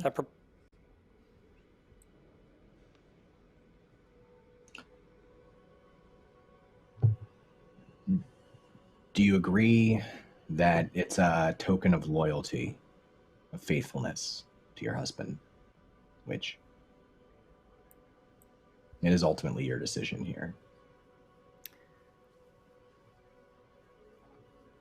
I agree that, and this might complicate things, it's a token of loyalty to ourselves and ourself and our promise as the bride to maintain this house by taking this shard from this room and therefore giving this girl an opportunity for a brighter life, an end to this vicious cycle. We are breathing life into this house, and I believe that that falls into a loyalty to our duties.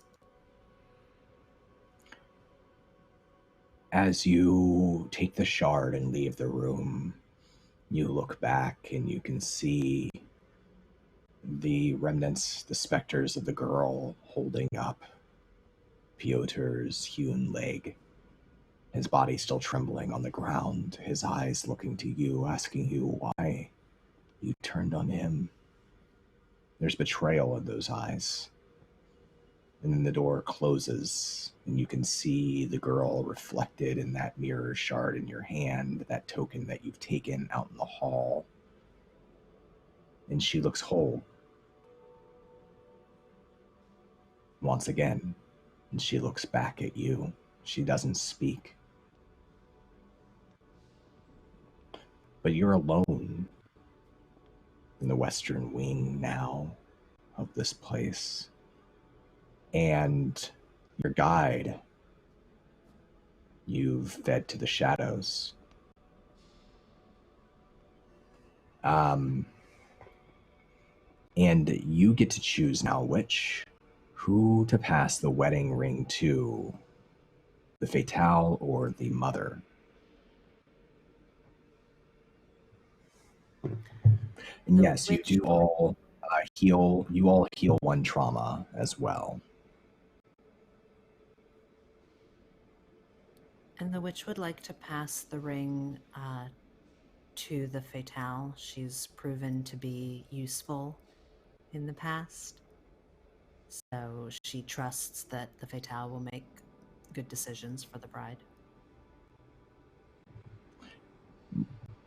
Fatale, as you take control of the bride, you can hear the old wood of the ceiling and the walls creak against the wind. There's a draft here. And then ahead of you, a series of lanterns and candles, flickering small spheres of light and large stretches of darkness between them. And you find, without thinking, yourself holding that key ring and all of those many keys.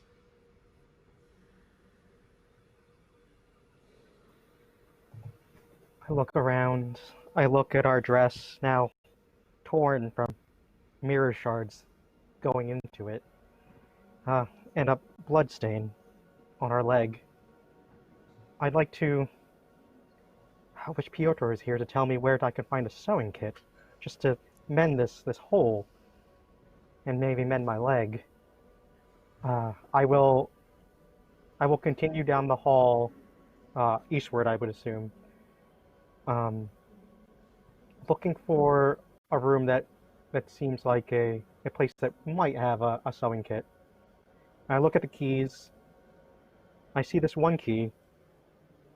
It's made of glass, and inside is a shadow that shifts back and forth no matter how I hold the key. And then where I put my fingers on the key, the shadow avoids entirely. It goes to the other side of the key. It's very warm in my hand. It's like this glass is still cooling. I try to find a door. You wander door to door for hours. Not a servant in sight. You don't know where they all got off to. There were so many before. You can hear the crashing of the waves a few times as you search through the western wing. And then you move to the southern wing, and the very first door on your right, as you stand before it, that key, that glass key with the shadow inside of it, it vibrates in your hand, and you know in your chest that this is the door. It's a large but impossibly thin black door with a huge curvy handle made of gold.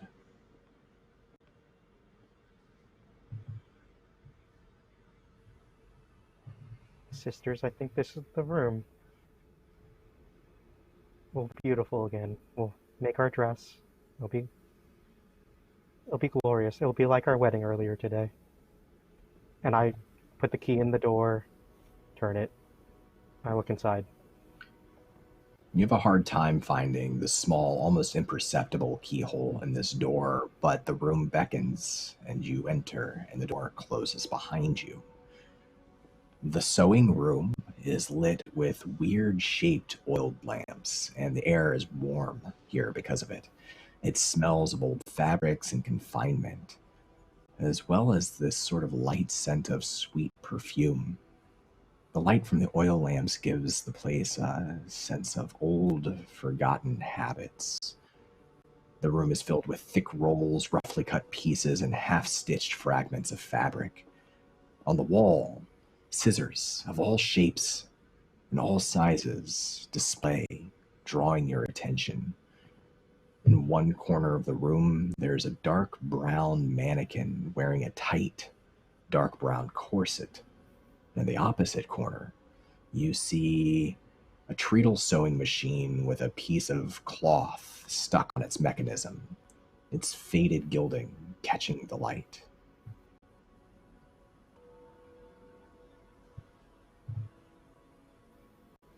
Sisters, this corset, it's beautiful. Do you feel it's ours now? We should put it on. Right?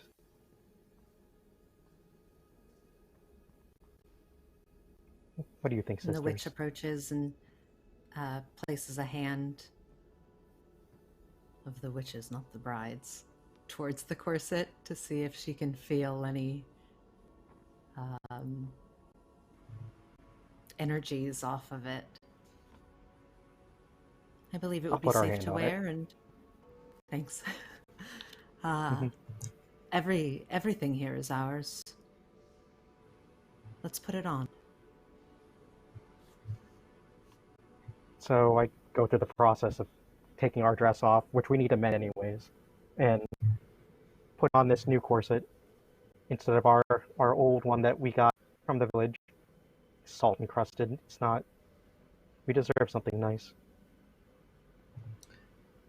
You take the time to take off your dress, just your undergarments that lie below. It's still warm here, despite taking off the dress, getting warmer as well.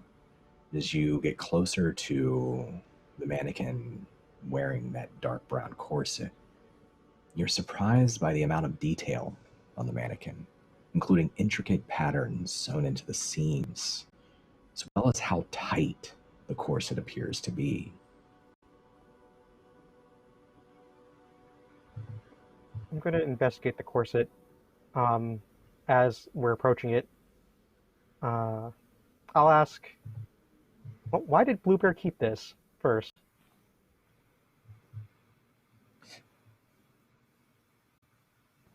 Your first impression of the corset is that it's beautiful. It's the small details, because it's just a corset. But the way, the care of the sewing, the intricate lines and crosses, the slight engravings and embroidery on the edges of the corset, it is a thing of beauty. But you don't think that's why Bluebeard kept it, or would be surprised if a man would even notice something like that.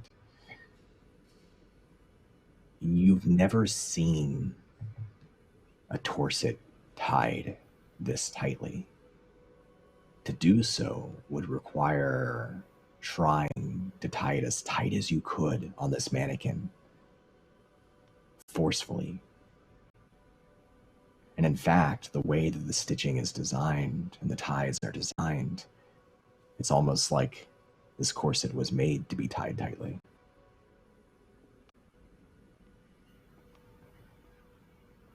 Okay, and then whose item is this?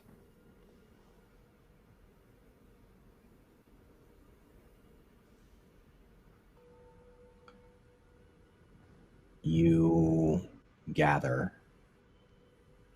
because of a tag on the corset, a card that's been pinned to it, a name. You recognize the name. You've seen it once before. The only other name on that window sill in the linen room that wasn't crossed off. Lysa.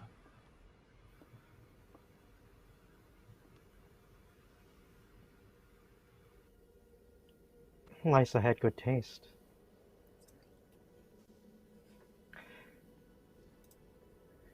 And,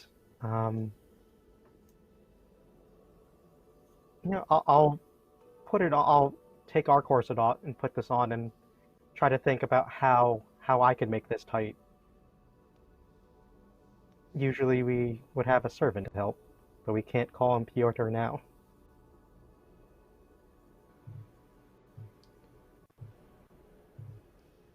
I'm sorry, I broke for a second. Can you repeat that last part? Yeah, no, of course. Yeah, I got to the mannequin and I took the corset off of it. It's actually, now I think about it, it would actually kind of hurt my fingers to undo how tight it is. And then I will go to put it on and wonder how I can tighten it like that. You're thinking about putting it on and how you can get it so tight, but as you begin to struggle with the knots to untie the corset, the mannequin begins to scream in pain, and though it has no arms, its flat shoulders on either side begin to struggle against you as it screams.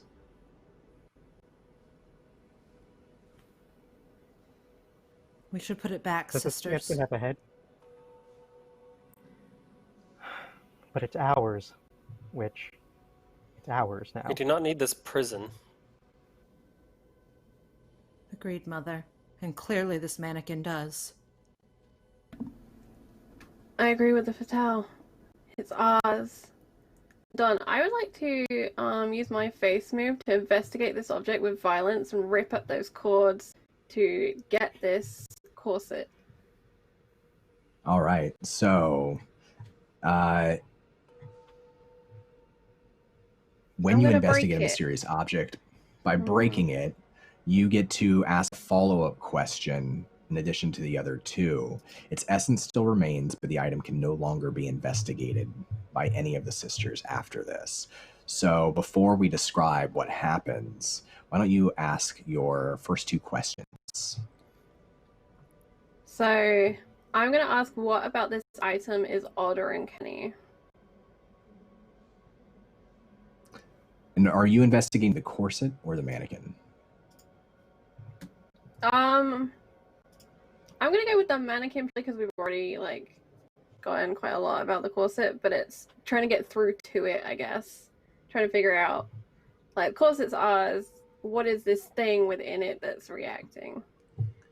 As you're ripping at this thing, you're taking control for just a moment, and one of the ties snaps violently.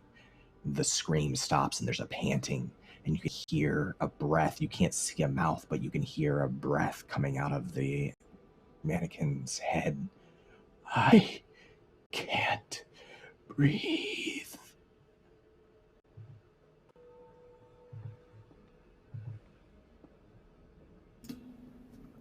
And I think in her violence, she tries to push out the words that she doesn't care. It's not the truth, but it's a snapped response as she's pulling and tearing, trying to get at a truth, trying to take control almost, but not quite strong enough to assert herself. You can ask another question. All right, and I am going to ask, what memories does this item hold?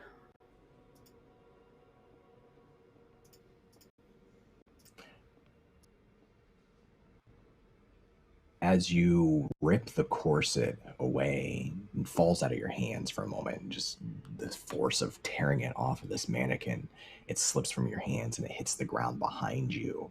And it's not a mannequin that falls away from the stand.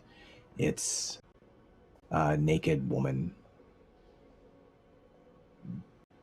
dark skin, shaved head, pleading eyes, panting breath, no arms.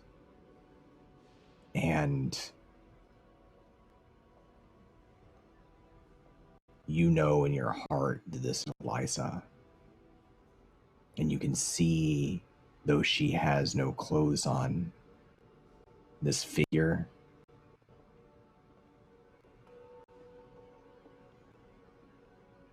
she's grasping with her teeth at something on the ground, trying to pick it up because she doesn't have arms. It's a wedding ring. And she says again and again, "You'll take me back. You'll take me back. I'm free. You'll take me back." And then you can hear the crunch of the metal as she snatches that ring off the ground in her teeth. And you get to ask now one follow-up question. Doesn't have to be a question on this list.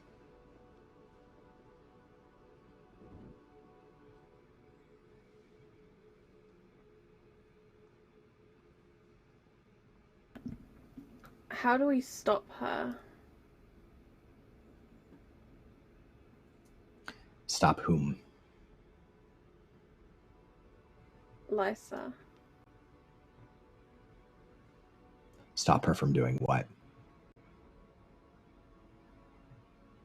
Attempting to claw her way back.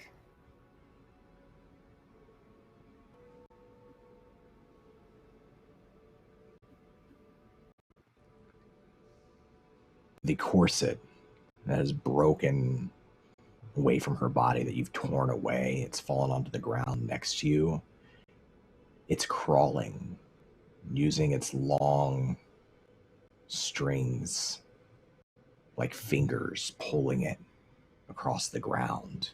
And it's crawling towards you. Two of those ties reaching up, writhing through the air, reaching towards you. And you know that this corset is meant to contain someone. With anger and jealousy, the animus snaps at the Fatale and says, "She's just like you." And there's that feeling of the animus stepping back and challenging the Fatale to do something. Because she knows. Sister. Sweet, sweet sister. No one could be like me. I'm what brings us to be such a great bride. She has a failing. She lost her chance. And then I will like kneel down to Liza because she's on the ground, right? Like toppled over. Okay. Yeah, she's on her knees right now, and she's snatched the ring up into her teeth, and she's starting to sit up. Okay.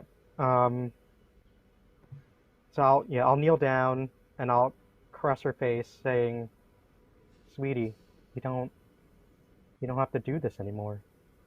You can rest. Your efforts are worthless. They may have always been."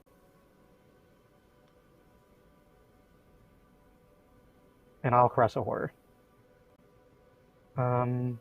Roll with blood.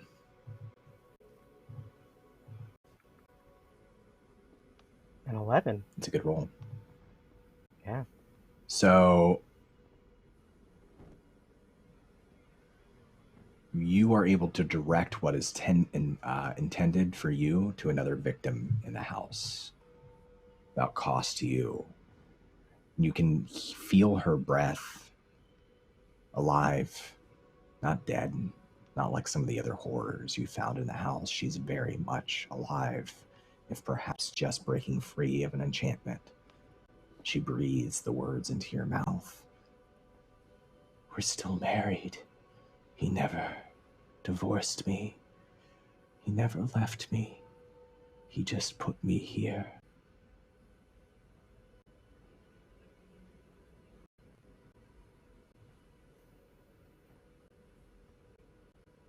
I will step back to the sisters and say, "Well, that's a strange story. How should we take that?" Not so strange, I fear, Fatale. This is the story that I've heard on the winds. There are brides here. Brides that date back centuries. We need to re-corset her. Contain her. Perhaps even take the ring. It is all ours now, but we don't need this corset. We're better than needing a prison right. to prove our loyalty. Yes, it's true. We can reinforce the decisions of our husband. And I suppose I will, like, shift her stand towards the corset so the corset goes back to her. There's a reason that our husband left her here. Clearly for her own good. She cannot be trusted. She's twisting things like the knots that bind the corset.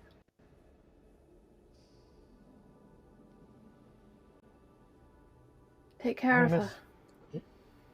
You're right. For once we agree on this. And then I will, like, bring Liza as close to the corset as I can, so the corset can just do what it's going to do. And I'll turn in and say, "Besides, you broke some of the ties." Though Lysa doesn't struggle, looking defeated, but still gripping that ring between her teeth, she lowers her head. Roll carnality, because this is dirtying yourself with violence. So you grab this corset, it's writhing in your hands, its ropes are wrapping around your arm. You're trying to push it and guide it towards her, but it will take you just as easily. With a 10, you can choose one. Disable them, silence them, or mutilate them. I think I'll disable them. Yeah. Let's disable them so I don't have to deal with this. You are able to push the thing onto her and it wraps around her and she struggles to breathe. She screams again, and you watch as she straightens up and her eyes fade away. Her nose fades away. She returns to being a mannequin as this corset tightens tighter and tighter. You can hear it squeezing against the brown plastic. And then the ring falls out of her mouth and her mouth smooths over, disappearing. The ring spins around in a long circle on the floor, then comes to a stop at the base of the mannequin.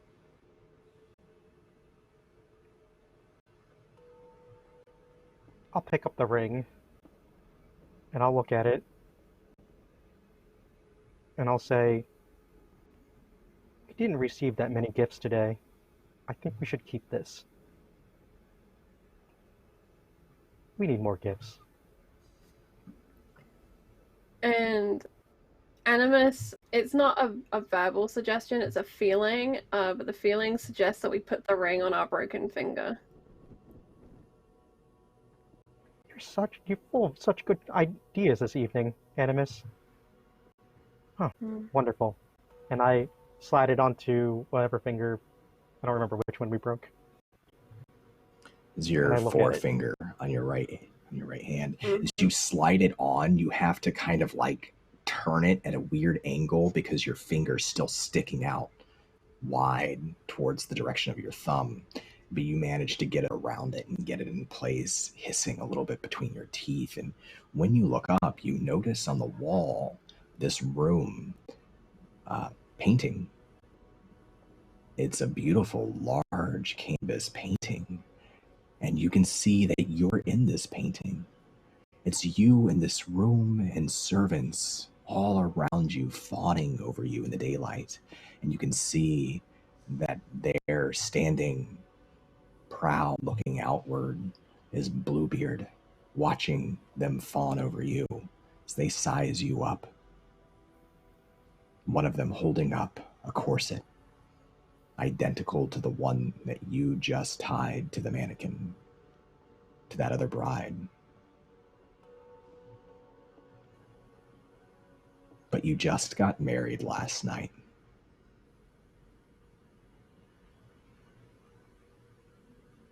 Our husband's so thoughtful.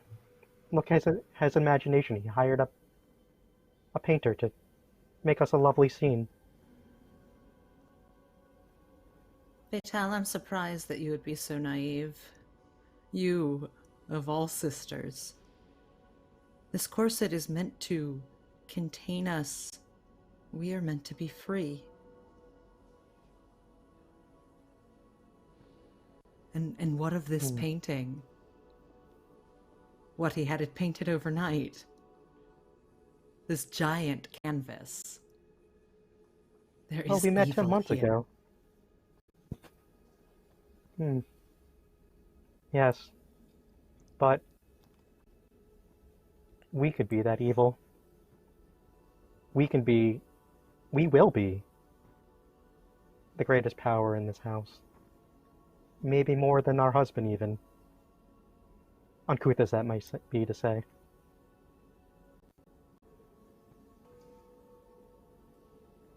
If he dares to try to imprison us, that may be necessary.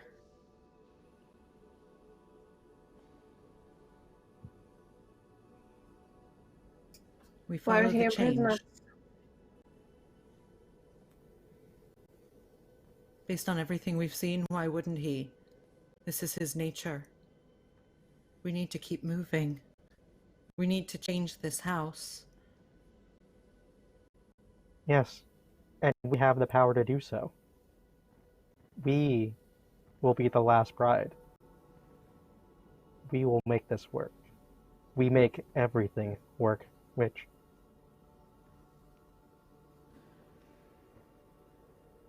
He has just not made his perfect match. Tell us. We are strong. An equal. Equal. He does imprison others, but it won't be us. We won't fall prey to that. We know. We know more than sweet Liza here. Clearly. We don't break like a mirror. And we cannot be bound. only broke a little. We will never be bound. And we will breathe freely. And then I will propose a truth. Oh, go ahead. You want to propose a truth? Yeah, I'll propose a truth about the room. I am going to say... What's the token that you're taking? Is it the ring? Oh, the ring. The ring. Because I'm already wearing it. I'm going to make it a disloyalty, though. Because Bluebeard likes his bride submissive and not... that don't fight him, that are willing and able to just be imprisoned in these rooms like all these girls we met tonight. We walk freely, and we'll continue to walk freely. We know he imprisons, but it won't be us. Sisters, I'd like to suggest before we leave this room to help us continue walk freely, we perhaps take some of this fabric, these beautiful fabrics, and wrap it around our leg. Oh, yes. We are dripping blood throughout this house. Well, then we know where we're coming. But yes, you're right, we should. Which I know you have the ability to bind wounds. I never picked up on that. So please bind the wound for us.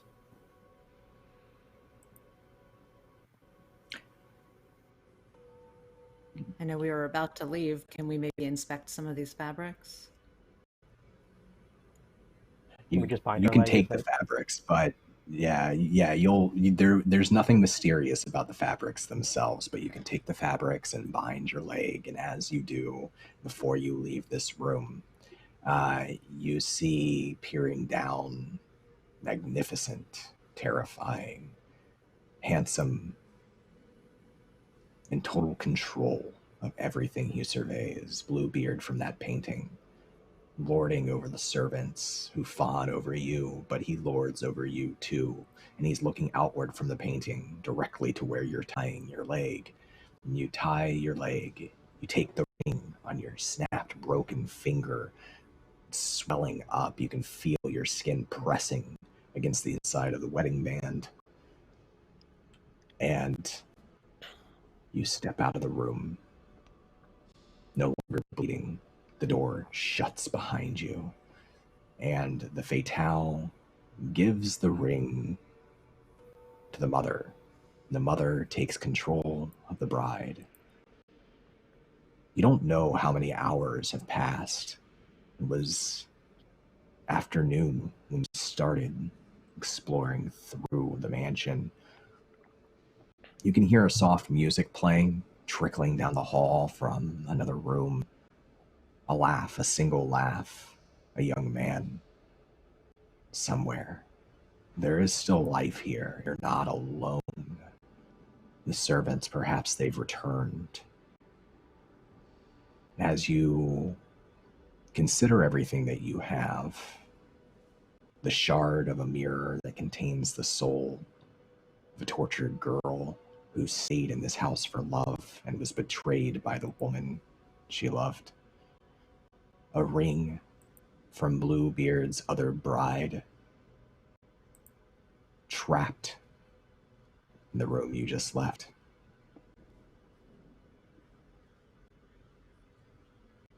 Where is it the mother's drawn? She would be she would be drawn to one of the more prominent doorways. Maybe a door that stands out from the rest in some fashion that she can't quite understand, because physically it doesn't look as different. And as she stares at that doorway, her fingers run through the keys, and her hand stops on one. It is a key that is, the handle is twisted and intertwined with strips of copper, like striations, that are textured and bound into each other. And as her thumb traces these striations around in loops, the oxidized copper marred with green and white flecks turns soft for a moment. And she recognizes the feeling on her thumb of hair. And when she looks down at the key is still copper and still marred with oxidation. And she will go towards that door that she was drawn to and try the key in that door.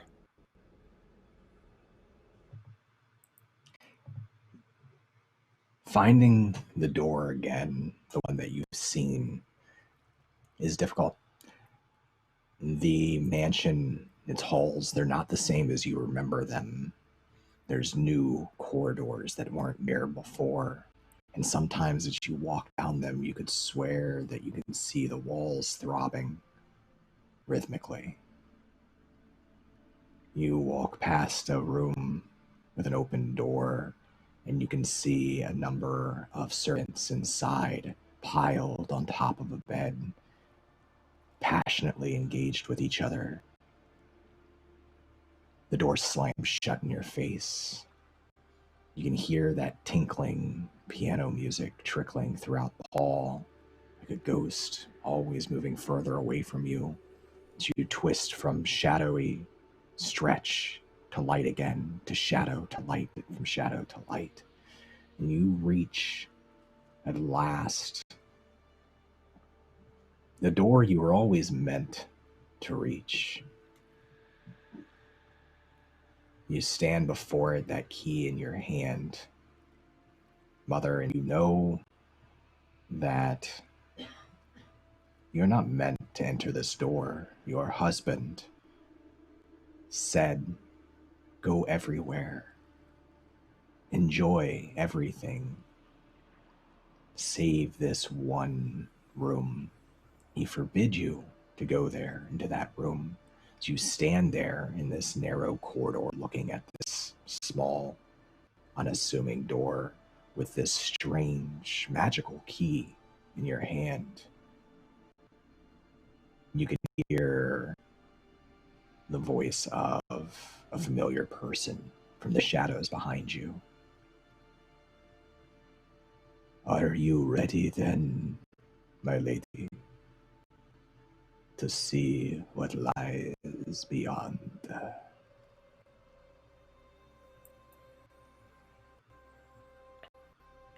I am ready to face the truth of this place and uncover the source of this darkness so that we aren't slave to it. I stand with you in that decision, Mother.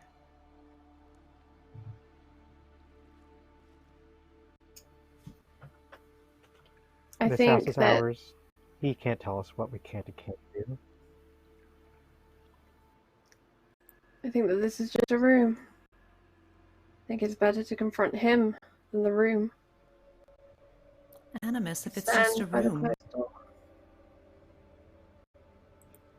If it's just a room, then what's the danger of going in? He said don't. But remember how we want to follow the change. We are the power in this what house. Is the danger? If you think the danger is him, then we should confront him. Show him.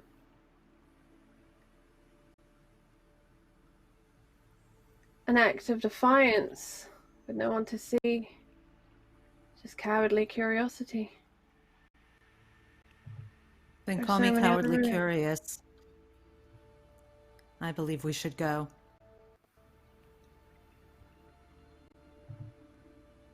I don't like being called coward, but it's the mother's choice. I have this ring now, and that's all I really wanted.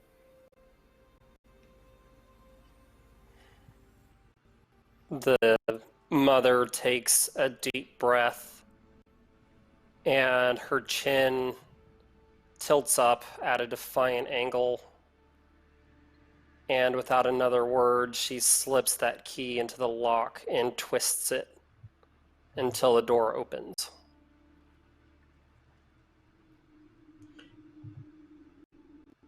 You can hear Piotr say one more time, "What goes around comes around and around and around." And then he's gone. His presence. The door creaks open, the forbidden door. And you can hear the spinning sounds of something mechanical inside, or something's mechanical inside. You recognize it, Mother. The sounds of a spinning wild compass, multiple compasses, just like the one you gave Bluebeard as a wedding gift.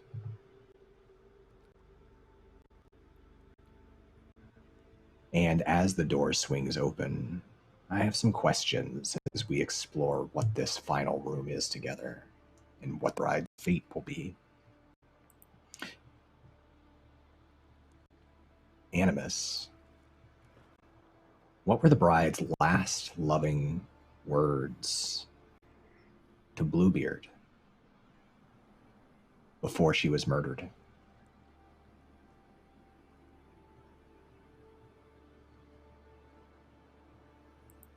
You should keep the hound with you, and you won't be alone.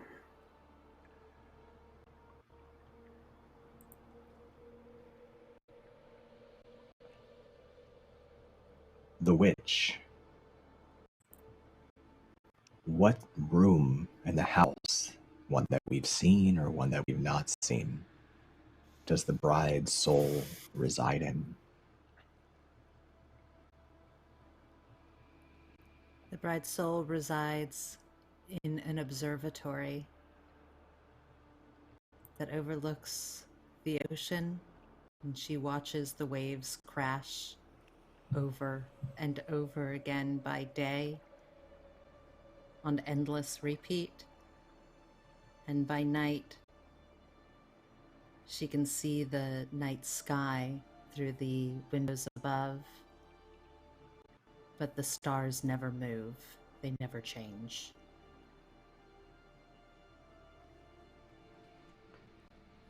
Fatale, what is it about the way that Bluebeard displays the bride's dead body that makes her happy? I feel that we have our body displayed chest out in a defiant way. And we are the best dressed of all the bodies in this room.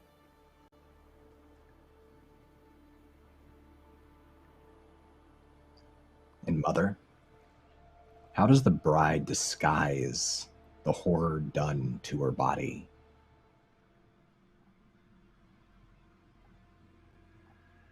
She would lovingly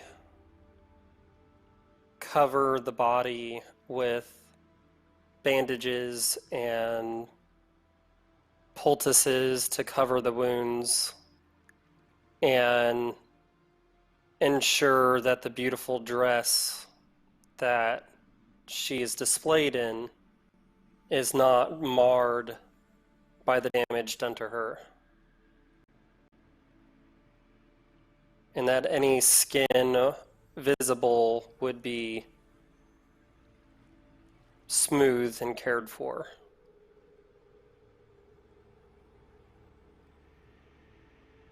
We return to her last moments, just a flash before the final question. That door creaks open, you can hear the spinning of compasses inside, Mother, and then the growling of a hound. Your hound, the one that you gave to Bluebeard as a gift. You can see Bluebeard there waiting for you, as he always has been, this snarling beast in hand. You can see hanging from the ceiling 13 women, previous brides that he's yet to display in the other rooms, or he's decided weren't loved enough, weren't impactful enough in his life to deserve their own room to haunt. He unleashes that dog. You whisper your final words. The pain and everything that happens next takes what seems like hours, but then it's over. And life goes on even after life. You take up your position. You're given a room. You're the best dressed bride in the graveyard. And you still have agency even now, even in death. So I have one question that you all get to answer. I'll start with the mother this time. How does the bride punish future brides for transgressions against Bluebeard?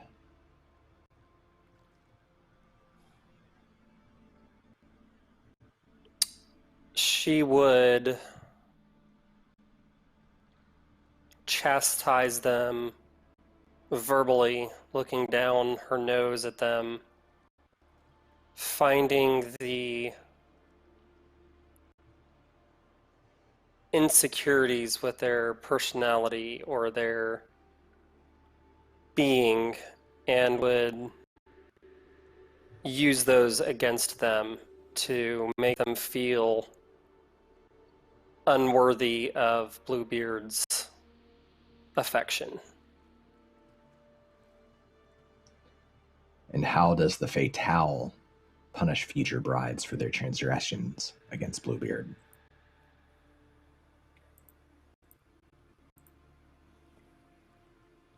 The Fatale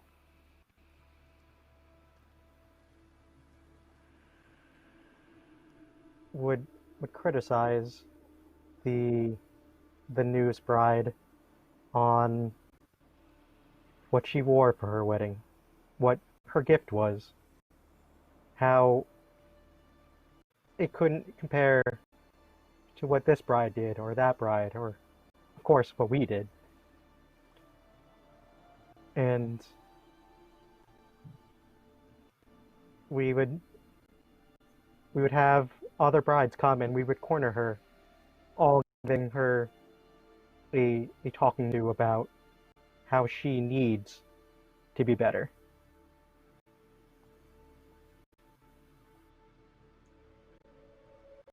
And how would the witch punish future brides for transgressions against Bluebeard? The witch fills the house with whispers, stories that the ocean once whispered to the bride, that the witch knew to be true, but the bride never believed. Whispers that tell future brides, your life ends here. Whether he kills you or not, your life ends here.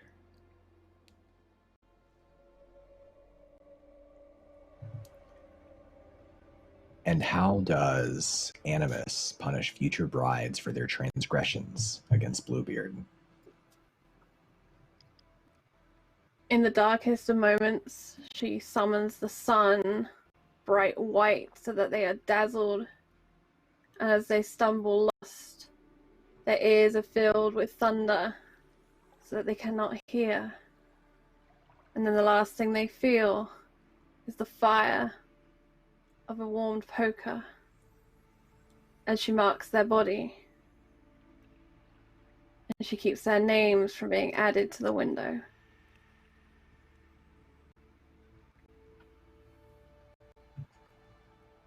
And that is our tale of one of Bluebeard's brides, one of many, not the last, not the first. Perhaps eventually their ghost, one of the most vicious. And that's the end of our game. Get Happy wrecked, future Halloween, bride. everybody. Get wrecked. Yes, happy Halloween. Thank you Yay. all so much for being here. I want to go around. We've got a couple of minutes, so I'd like to hear everyone's favorite horrific moment of today. That includes you, chat. Please do throw them in chat. If you're watching on YouTube, please do leave a comment down below and let us know your favorite horrific moment. And where we can find on the internet, all of that great stuff. We're going to begin with one of my favorite people in the world, and I'm so happy you could join us here on Encounter Roleplay. Edelyn, hi. Sister, Oh, friend. hi, sister. I was looking around the Baby window Yoda going, there's so many favorite people. It's very true. Sorry, Charlie. We're What? I'm Baby sorry, Yoda what were you- co-parenting. So, you know, it's a Yes. special bond. And he's doing very well. Baby Yoda is super excited for Halloween. He's thinking about dressing up. We haven't landed costume yet. Thank you so much for inviting me to play. I had never played Bluebeard's Bride, and in fact, it has been a while since I've streamed any game. So it's so nice to be back and playing such a fabulous group of people. My favorite spooky part was in the tower when the 13 reflections are all sawing at themselves. And I'll be perfectly honest, I didn't realize what I was getting us into when I committed to helping her, and I felt really bad for poor Piotr. But you know, them's the breaks. That's what happens when you don't know how to play a game. You just got to roll with it. But it was really super fun and very spooky, and what a great way to spend Halloween. So thank you very much. That's it. Anything you'd like to plug or share, Edelyn? Any favorite charities or any projects I'm you'd like so to glad. shout out? Thanks. No projects. I'm very glad that we're supporting Take This. What an incredible organization. So if you haven't yet, please donate and stick around for the other games coming up today and donate there as well. You can follow me. I'm super friendly on Twitter. I'm at Edelyn Parker on Twitter. Lots of pictures of delicious food that I make. So if you're a food lover, come say hello and drool with me. And let's drop on down and say thank you so much to Flounder for joining us today. Same questions to you, friend. Hey, I'm Flounder the 12. You can follow me on Twitter under that name. I'm pretty much everywhere on the internet under that name. I don't have any projects right now, though. Nothing in the works really. But as to my favorite moment, I did also like that tower so much. I feel it was very evocative, and I still wonder what was upstairs.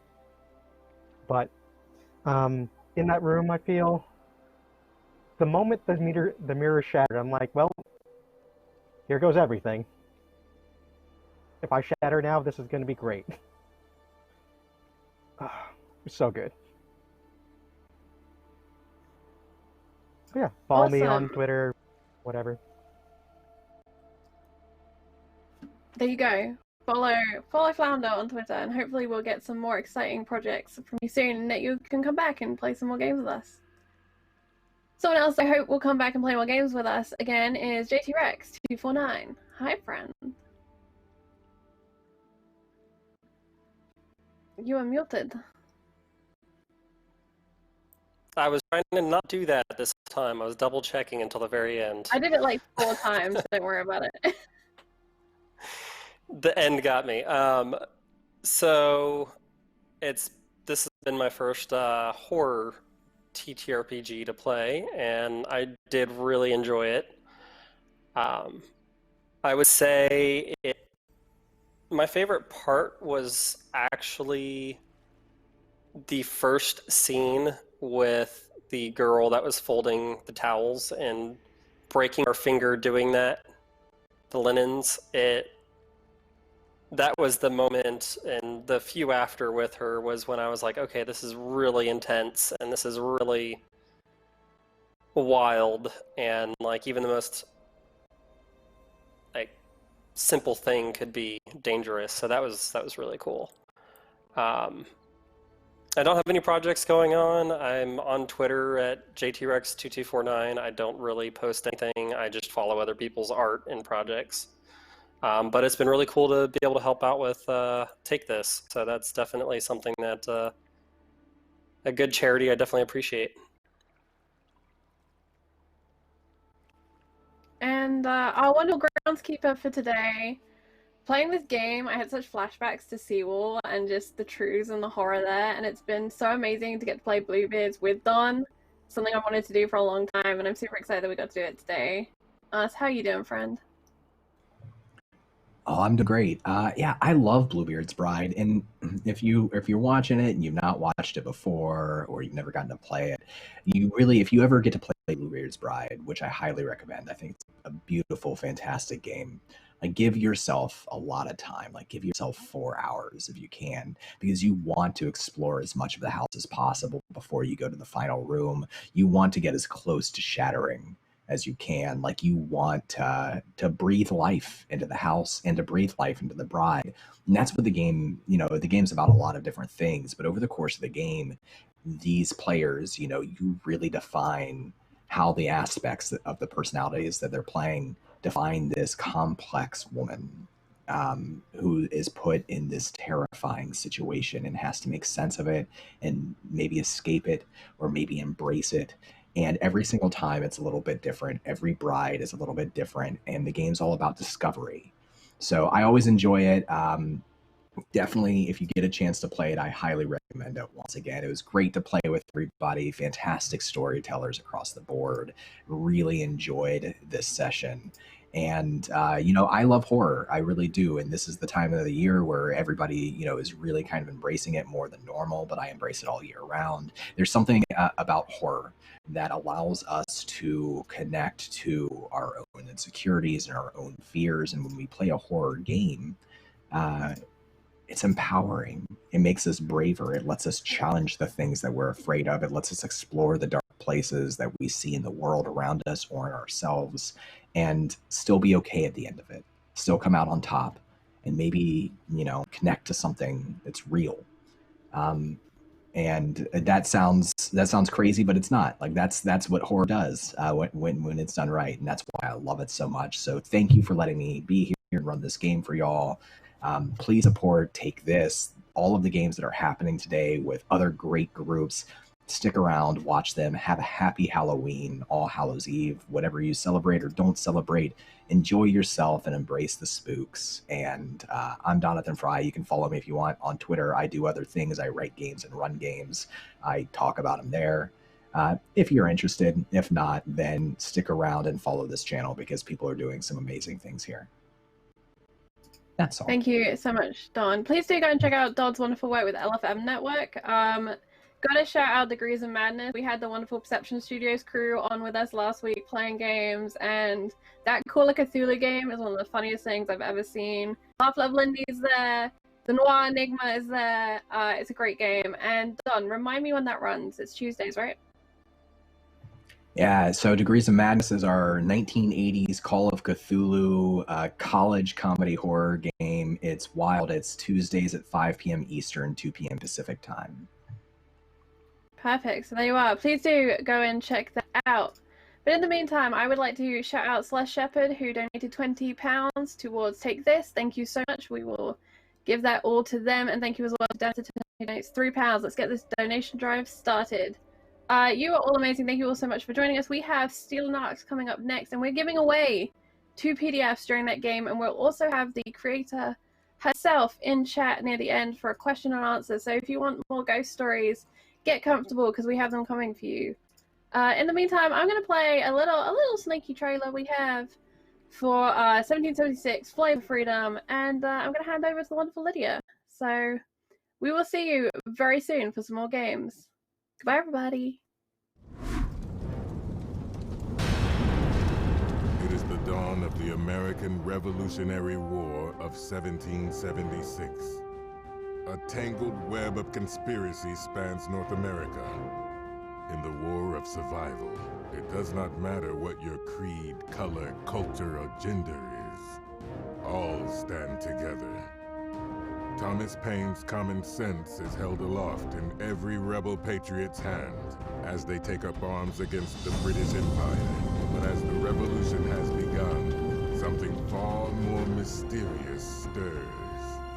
Agents of the occult intrigue both the Continental Army and Loyalist Redcoats. Freemasons conspire in the city of brotherly love. Maryland is in the throes of a witch hunt by the Knights Templar. Amid the chaos, other grim fairy tales have emerged. Reports of witches have been seen in the Great Dismal Swamp. Indigenous Sachems say the devils called Manitou walk among the living. Flesh-gobbling ghouls have been tunneling beneath Boston. The Pine Barrens of New Jersey are haunted by what the locals call the Leeds Devil. And worse still, an ancient enemy whose name is never uttered aloud seeks to consume all, loyalists and rebels alike. In this game, most people have either chosen to deny the supernatural or rationalize it away. A rare few accept it for what it is and act. You are among those heroes and are destined for greatness or death. Welcome to Flames of Freedom, where your grim and perilous tale hangs in the balance.